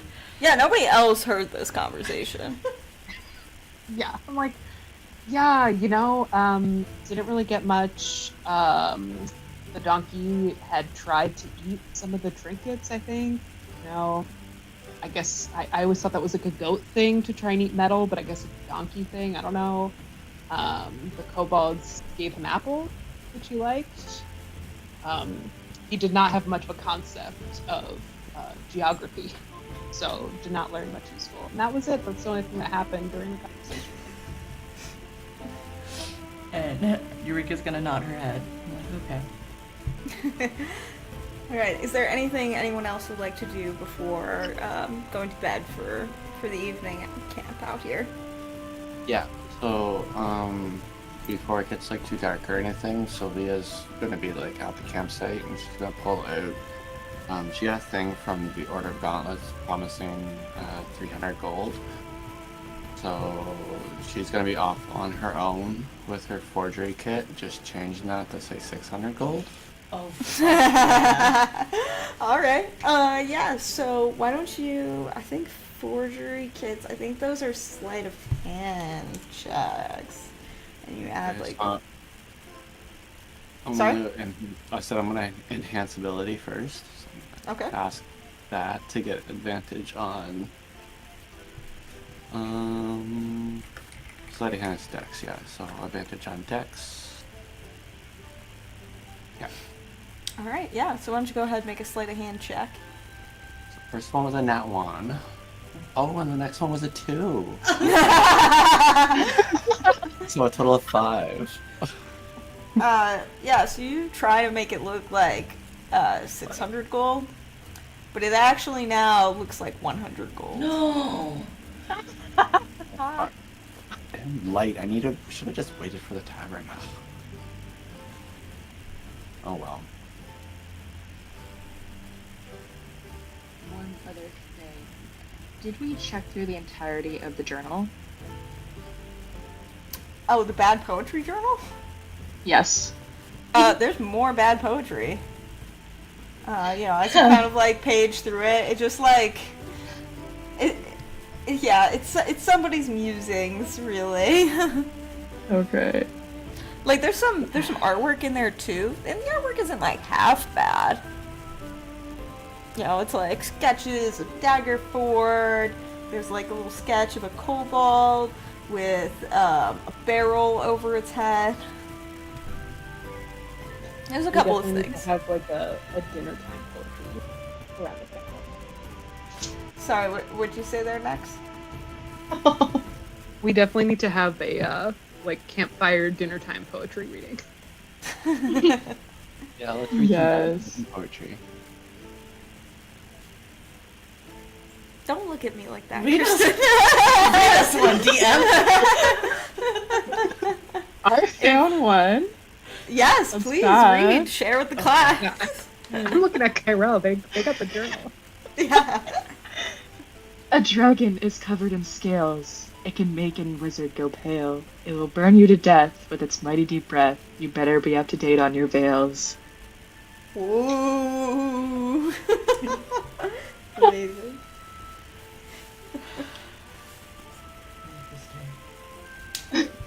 I would have to think, though, if you're so obsessed with black dragons as well, there'd probably be a poem like, I'm a dragon, like, this is the best poetry ever.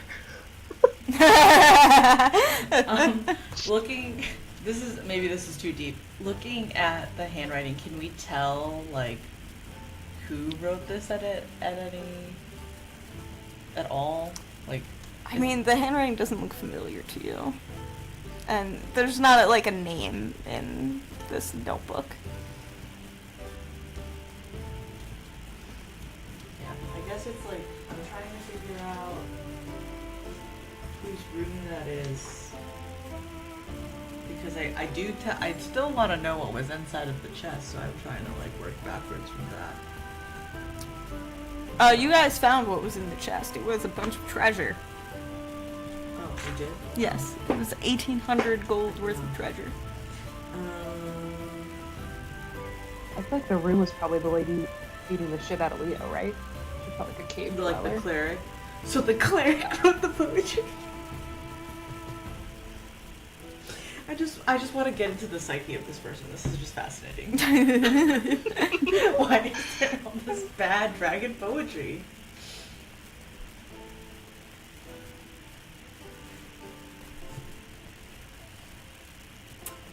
Alright, so, as you guys go down to bed for the evening, you all drift asleep. Sylvia, you have a dream.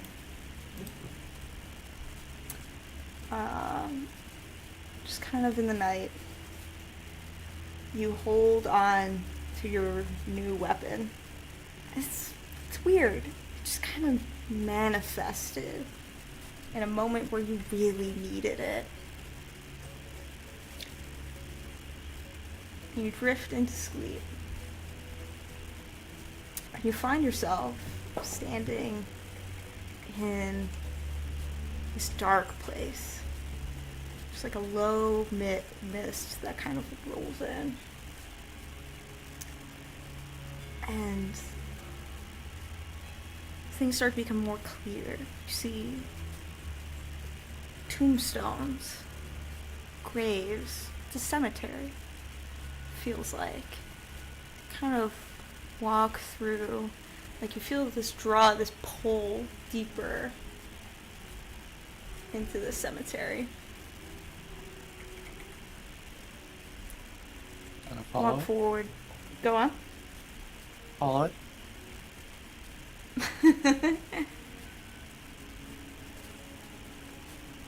Through this like low mist, a figure comes into view. It's a woman. She's wearing this dark cloak made entirely of raven's feathers. And just this white porcelain mask covers her face so you can't see her expression.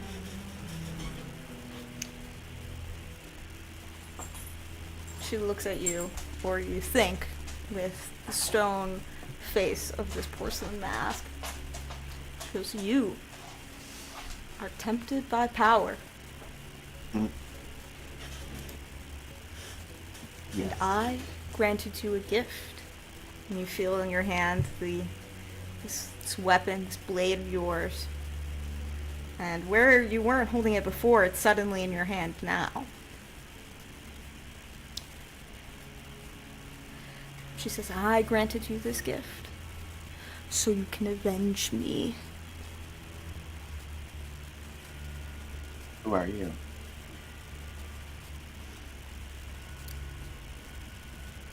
I control the gate between life and death.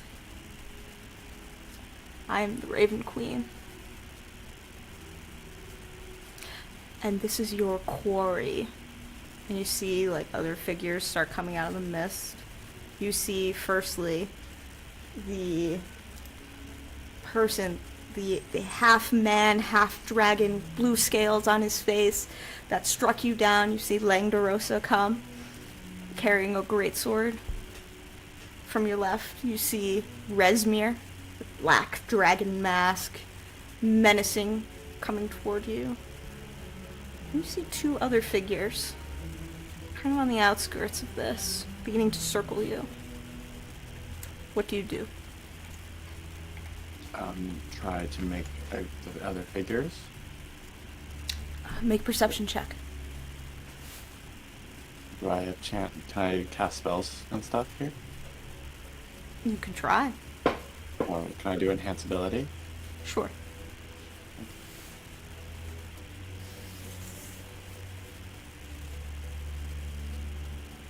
$22. Okay. Look at these other figures. One is short in the back, maybe a dwarf or a halfling. Can't see their face. Seems like a more feminine presence. The other, you see like this tall human. Maybe human, maybe half elf. I'm not sure. Maybe elf.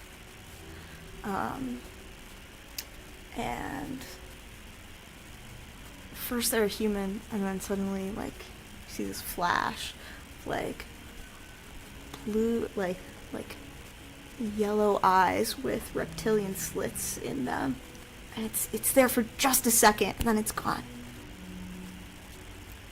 And with your high perception check, you see on each of these four figures, there's string. There's a thread controlling their limbs.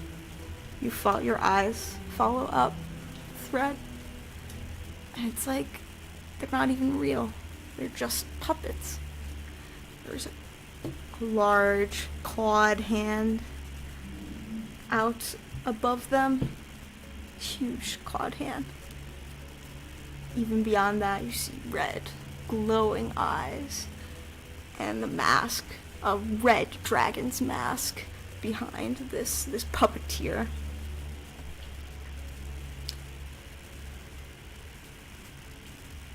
And then all of a sudden, all at once, all the figures charge at you, and you wake up.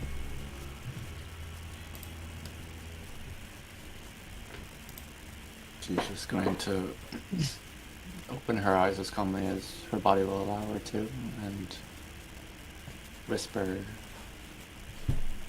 "Continue supporting me and I'll avenge you." And then that's it. Alright. And slowly, the rest of you come to wake in the early morning. And we will continue our journey. Any questions, comments, concerns, thoughts on life?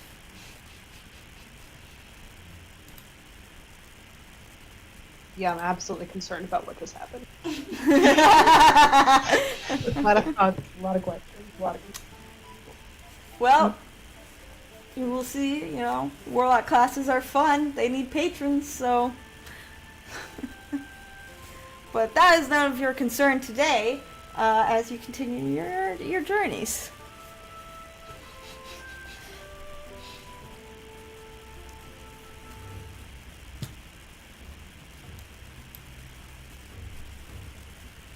I guess then, are we heading next? Am I right understanding our path that we'll head into the like Night Song hex after this?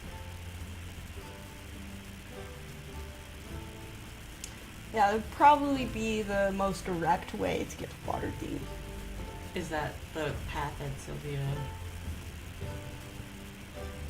saw? Yeah, it follows okay. a path. It kind of goes around Nightstone, doesn't really stop there, but it ends vaguely around Waterdeep.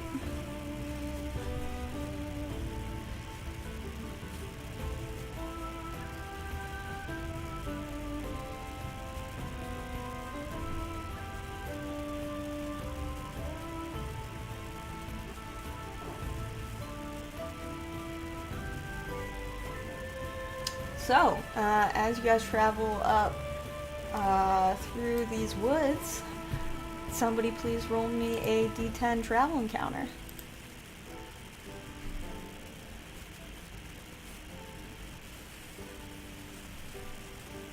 I nominate.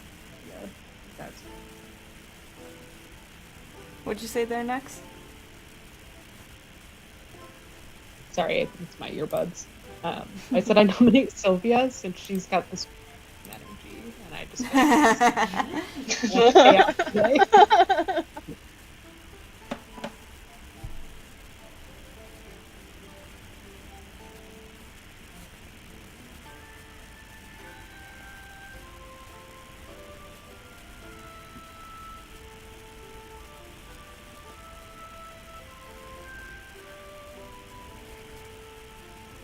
Yeah, Sylvia, I not didn't sure. actually hear.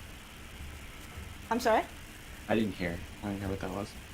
Oh, next was volunteering you to roll the travel encounter. Yeah. D10. Yeah, it's roll a d10 for travel encounter.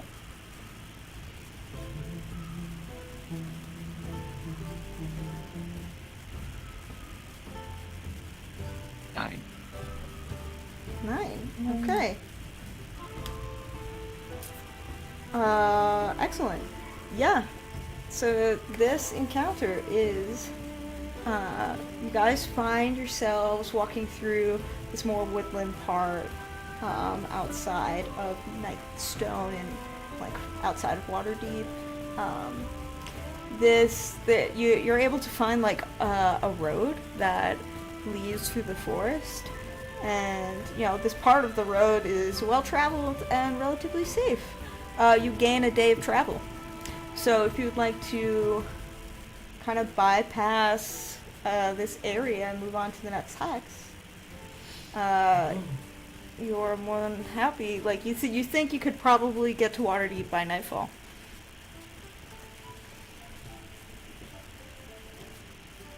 Oh yeah. Mm-hmm.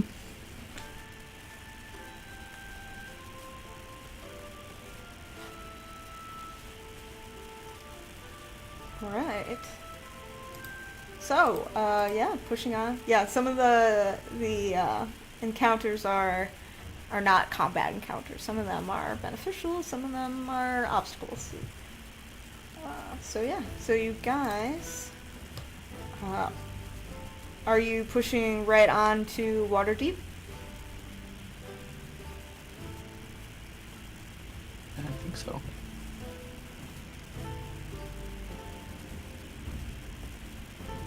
Yeah. We're going straight to Waterdeep and we're not going to the location Sylvia saw? Oh shoot. I forgot about it. Because it's in that square. Am I correct in assuming it's in that hex? Or It's in the hex of like where Waterdeep is. It is kind of vague, and the kobolds said they were supposed to meet Langdarosa's group in Waterdeep for more directions. So if we go there, we couldn't, or if we went in that general area, arguably, we might run into them. I mean, they were heading to Waterdeep, basically. Just didn't say, like, particularly, like, X place in Waterdeep. It wasn't that specific. Okay. If we're going into Waterdeep, where would Leosin take us to report to the people? That's a great question. I will answer as Leosin. Yeah, actually, yeah, I mean, I would take you probably to the castle ward, where the palace is.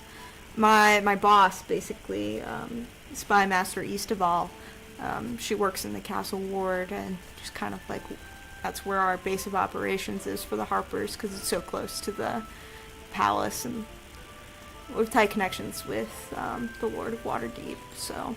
And this is the only area that has castles?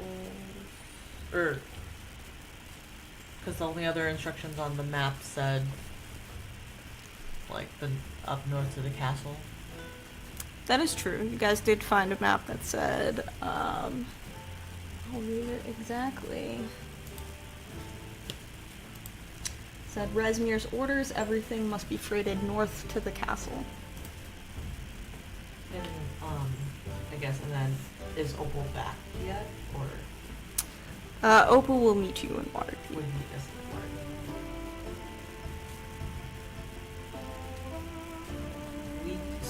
So my thought is, we would technically have the advantage because we'll be in Waterdeep, but it would kind of depend on who we can meet to prepare them. I guess I'm just worried, like, castle, like, when we get to Waterdeep and we're at the castle, are they gonna come in immediately and storm it? So we're just, like, bringing... we're the bad omen that strolls into town and brings bandits or something, but...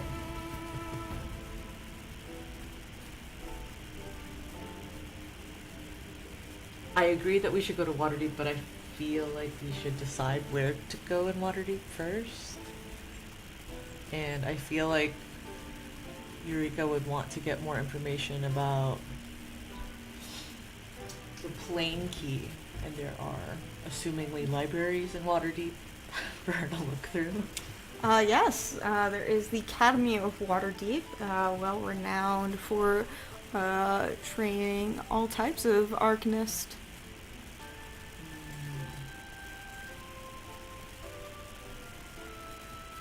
Okay, but I don't want to split the party is what I'm saying. I guess is the other thing.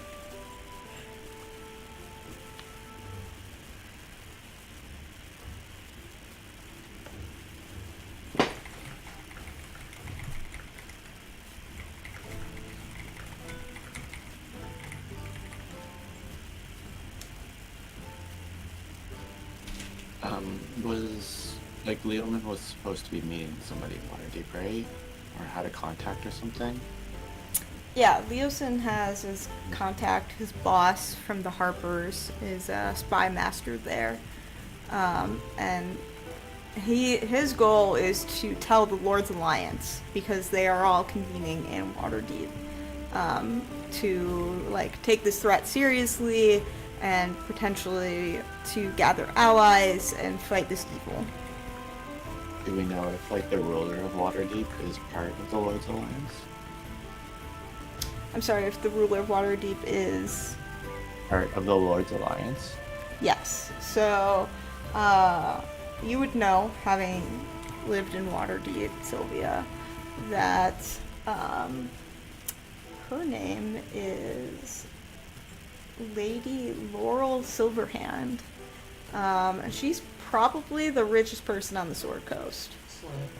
And kind of the de facto head of the Lord's Alliance. So the Lord's Alliance basically is the leaders of major cities on the Sword Coast. So that's Neverwinter, Waterdeep, Baldur's Gate, Silvery Moon, and Mithril Hall.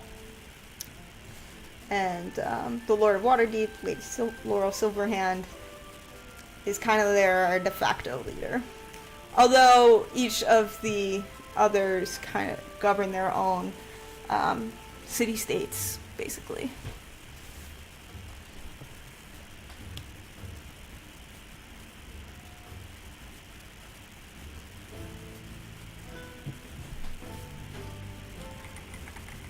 So, I don't know, like, so Sylvia's starting to think that, like, the people in Waterdeep, like, in the castle, have, like, there's a reason why the gold was going to them. So she's kind of not really trusting the castle people. So, like, we could see if, like, the Harpers have any, like, spies inside the Lord's Alliance. I'm just gonna like tell them what we're thinking, knowing that another character like heading through the castle. And see if like they know anything more. I think Leosin would chime in at this and be like, I mean, there's a reason I'm not really sending a scroll to the Lord's Alliance, and I want to go there. I don't think they're going to take it seriously unless we have witnesses what happened in Waterdeep. Or, I'm sorry, what happened in Daggerford. And we're the witnesses. Yeah, I mean, we were all there. Yeah, he wasn't. Leosin wasn't. We had to find him. Do we know if the Order of the Gauntlet is out of Waterdeep too? Yeah, you would know that a lot of major factions in the Sword Coast have, hubs in Waterdeep. So Anthar was coming from Waterdeep to Daggerford to meet with Leosin. Mm-hmm. So yeah, the Order of the Gauntlet certainly has a presence there as well.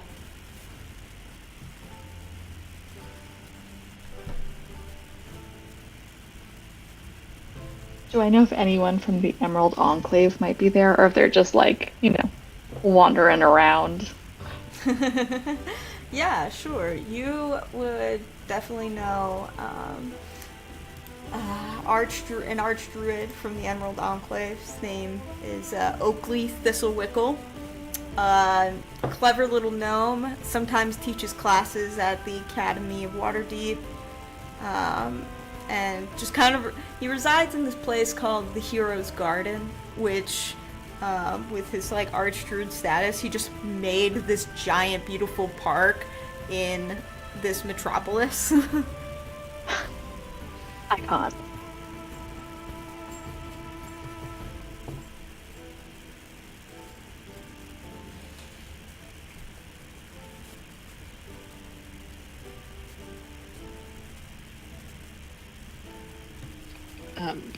I think that Nex would probably implicitly trust anyone that Leo is trusting, but is definitely suspicious of basically everyone else in the castle. So I think maybe that's a good place to start, is to check in with this spy master, and then from there we can either sort of one by one check in with these other factions, or if at that point it makes sense to split up.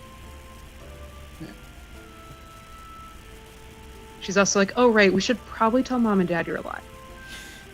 Oh yeah, I mean, I checked in a couple of, maybe, she starts counting back. Yeah, we should probably tell them. Yeah, they think you're 70% dead. Well, I'm not, thanks to you.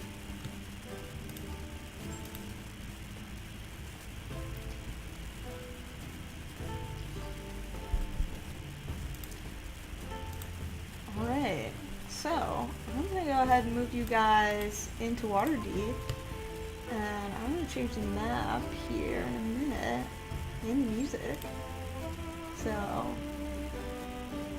would love to introduce you guys to Waterdeep. I'm so excited that you guys are finally here.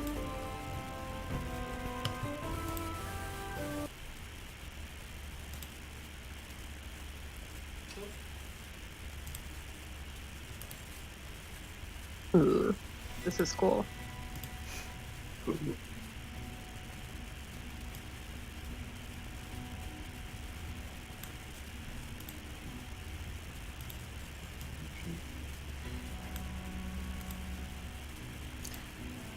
right.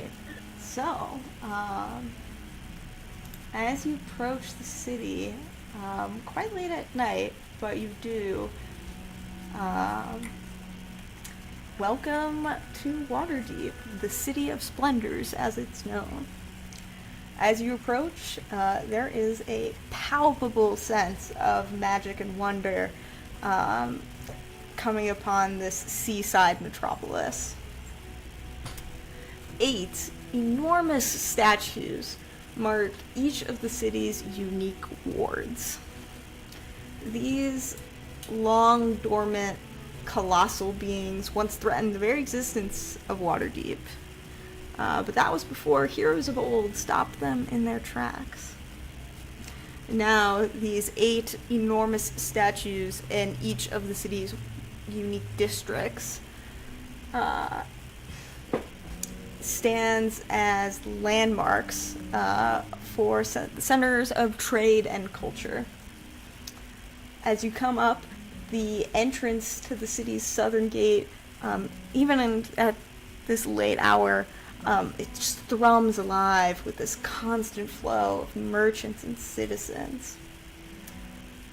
The gate itself is under the protection of the Watchful Order. These are guardians who patrol the skies on the backs of griffins. So it's a very well defended city. And, the bustle of the city is just kind of overlaid with the rhythmic beat of griffin wings above you. And you see at the southern gates foot soldiers donning the city's purple and gold regalia, kind of controlling the entrance of travelers and denizens. So, the way that I will be handling cities in our campaign is kind of similar to the Hex Crawls. You're welcome to travel to any ward of the city. They are all very unique. And as you travel to a ward, I will go ahead and describe it. And then I have a table full of rumors that you can roll on to see what you hear from the crowds, or any kind of shops or taverns, or temples or unique locations you go into. There's also plenty of mini quests, so yeah, welcome to Waterdeep, guys.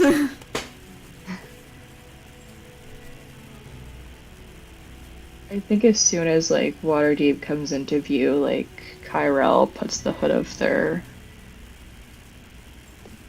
cape up there, of their cloak up. Somebody here you're trying to avoid, Kyle? I just don't like crowds too much. Oh, you just have to walk with confidence. Put your head up. You'll draw less attention. I know it's counterintuitive, but it works.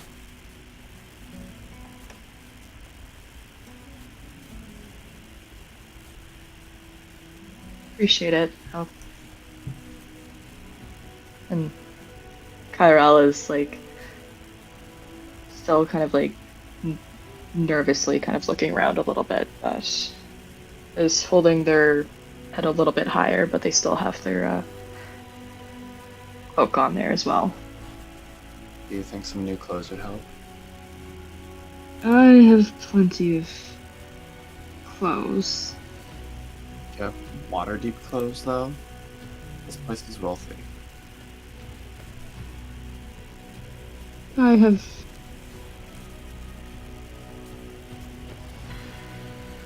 enough clothes to get me by around here. I think that will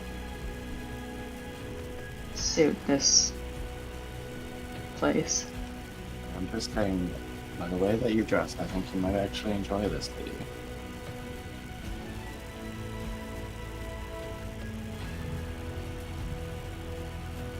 Just keep an open mind. I'll try.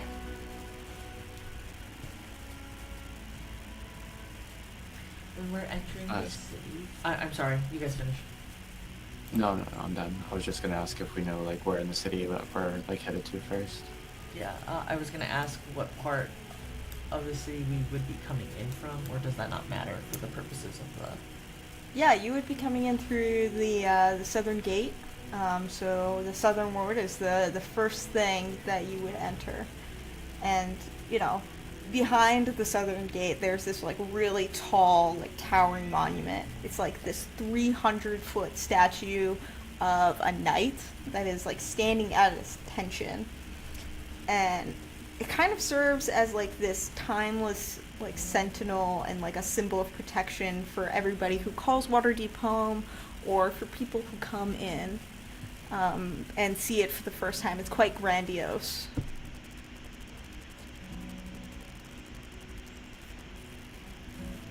Bit of a tourist trap, though. Is it a tourist trap? Is it a tourist trap? I would say definitely a lot of tourists like flock to these old constructs. You know, there is like a history about them in the city. You know, just kind of the lore of Waterdeep, that it was once plagued by these 8 constructs that tried to destroy it, and then the ruling family and like alliances were able to stop these menaces in their tracks. So there's a lot of lore around, you know, these giant constructs in the middle of the city, or in the middle of each of the city's wards, and they're just really noticeable landmarks. So a lot of people go to them. You know, yeah, of course there's some tourists, but there's also like stalls and merchants and like centers for trade. Like any kind of festival would be held at one of these monuments throughout the city. I think as we're walking through, Nex is realizing that, like, before she might have found that kind of, like, eternal watchful gaze, like, a little bit unnerving or sort of, like, chafing, but, like, is now sort of, like, greeted with a sense of, like, relief, or she's sort of, like, relaxing a bit more for the first time on this journey after, like, all the shit they've been through for a few days, kind of, like, gaining an appreciation of how much, like, that sort of feels like a signal of home now. But also definitely a tourist trap. Yeah, lovely. How does Leosin look right now? Does he look like, in coming into the city, what is his body language? You know, he kind of breathes a sigh of relief a bit. This is, you know, his home. Like, he and Nex grown up in Waterdeep. You know, his parents lived there. This is his home, and it is well defended and guarded.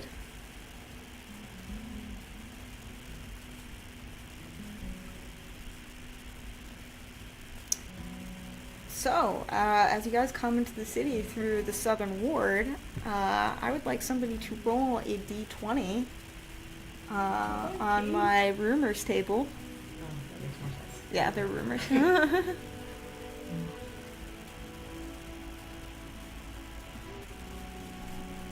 I'll volunteer as tribute. Perfect, thank you.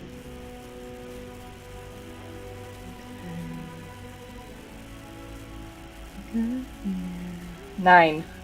9. Okay. You know, as you're kind of making your way through the southern ward, you see 2 folks just kind of like enjoying like a drink outside this like little cafe. And it's popular. It's late at night, and this gnome and dwarf are talking to each other, and this dwarf, you know, has a big mug, big beard, and there's like a little bit of beard dribbling off of his chin, and he like slams his mug down. And he goes, "Who charges an admission fee to an old house? You know, they say it's haunted, but I think the whole thing is a hoax." And like the gnome is talking, he goes, No, it's really haunted, I swear. And they just continue on with this conversation.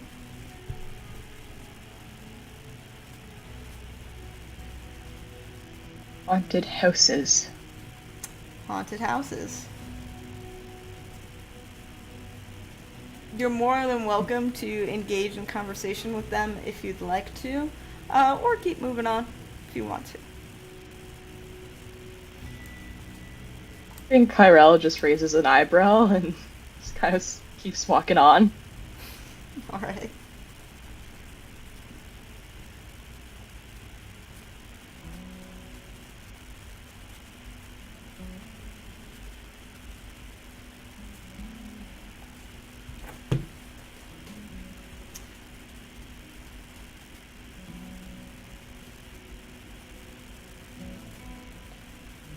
So, where are you guys heading to? It's quite late at night, so if you'd like to find accommodations. What's like the most expensive inn in town? The most expensive inn in town would probably be in the Sea Ward. The Sea Ward is kind of the home of like really rich merchants and like the city's elite. Also in the Sea Ward, there's like two like main attractions. There's the Field of Triumph, which is a battle arena where the city's elite kind of place bets on adventurers who are not fighting each other, but in fact fighting monsters that are captured and brought to the arena. And then there's also the Academy of Waterdeep, which is in the Sea Ward. A lot of the city's elite are like patrons of the arts and big donors for there. So I'd say your like the most expensive inns and taverns in the city are in the Sea Ward. Well, Sylvia's gonna try to like lead the way and be like, I know exactly the place where we can stay. It's fantastic. Eureka, you'll love it. It's right near the academy. Everybody also has a wonderful view. Let's go check that place out. Get some rest before we like can figure out what we want to do exactly. I think next, having gone to the academy and knowing what that neighborhood's like, is like I might crash at my parents' place and maybe meet up with you guys in the castle ward tomorrow. Just feeling how empty her pockets are. Oh, I can take care of it. They know me in this place. It's fine. Can I roll an insight check to see if Sylvia's grifting this in? Yeah, you can roll an insight check, and then Sylvia, why don't you roll a contested check? This would be, if you're lying, it would be deception. If you're telling the truth, it would be persuasion. But you don't have to reveal which you're rolling. Okay. Well, I rolled like crap, but it's a 15. I got a 19. 19. Okay. Was a lie. I think at this point, I think Nex was very like confused by Sylvia at first, but is like starting to find all of this entertaining. So she'll sort of shrug and just be like, "Oh yeah, in that case, let's go." Amazing. Okay. Sort of says like, "Sylvia, I'm surprised that you don't have people you're trying to avoid in this city." Oh, why are you surprised? Just it's maybe a vibe.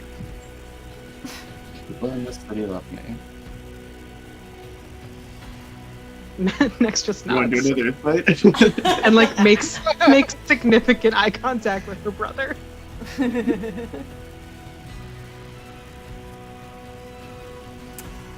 All right. For the sake of brevity, we'll say you guys make your way up to the Sea Ward. It's quite late at night when you find when you find the tavern called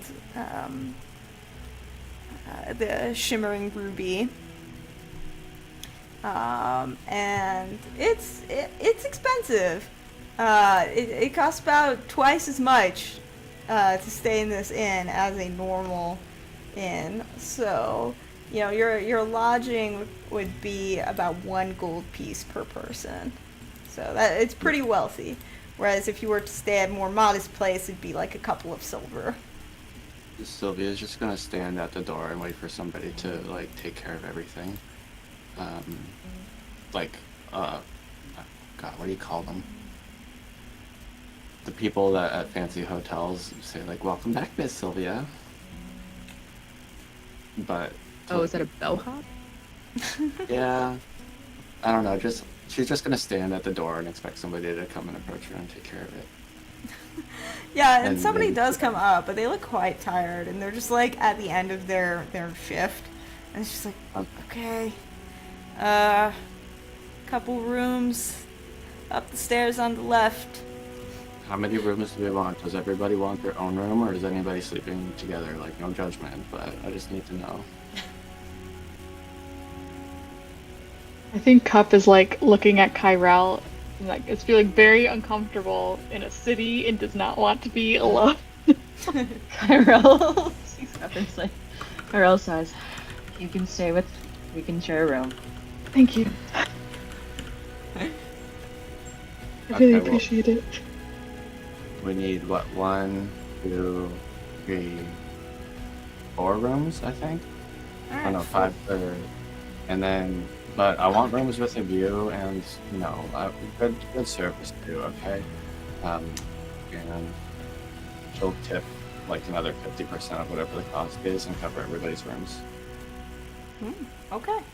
And the host there goes, would you like to add the animal companion luxury care package to your rooms? And Oh, of course. looks at Joe. Completely forgot I had a giant cat.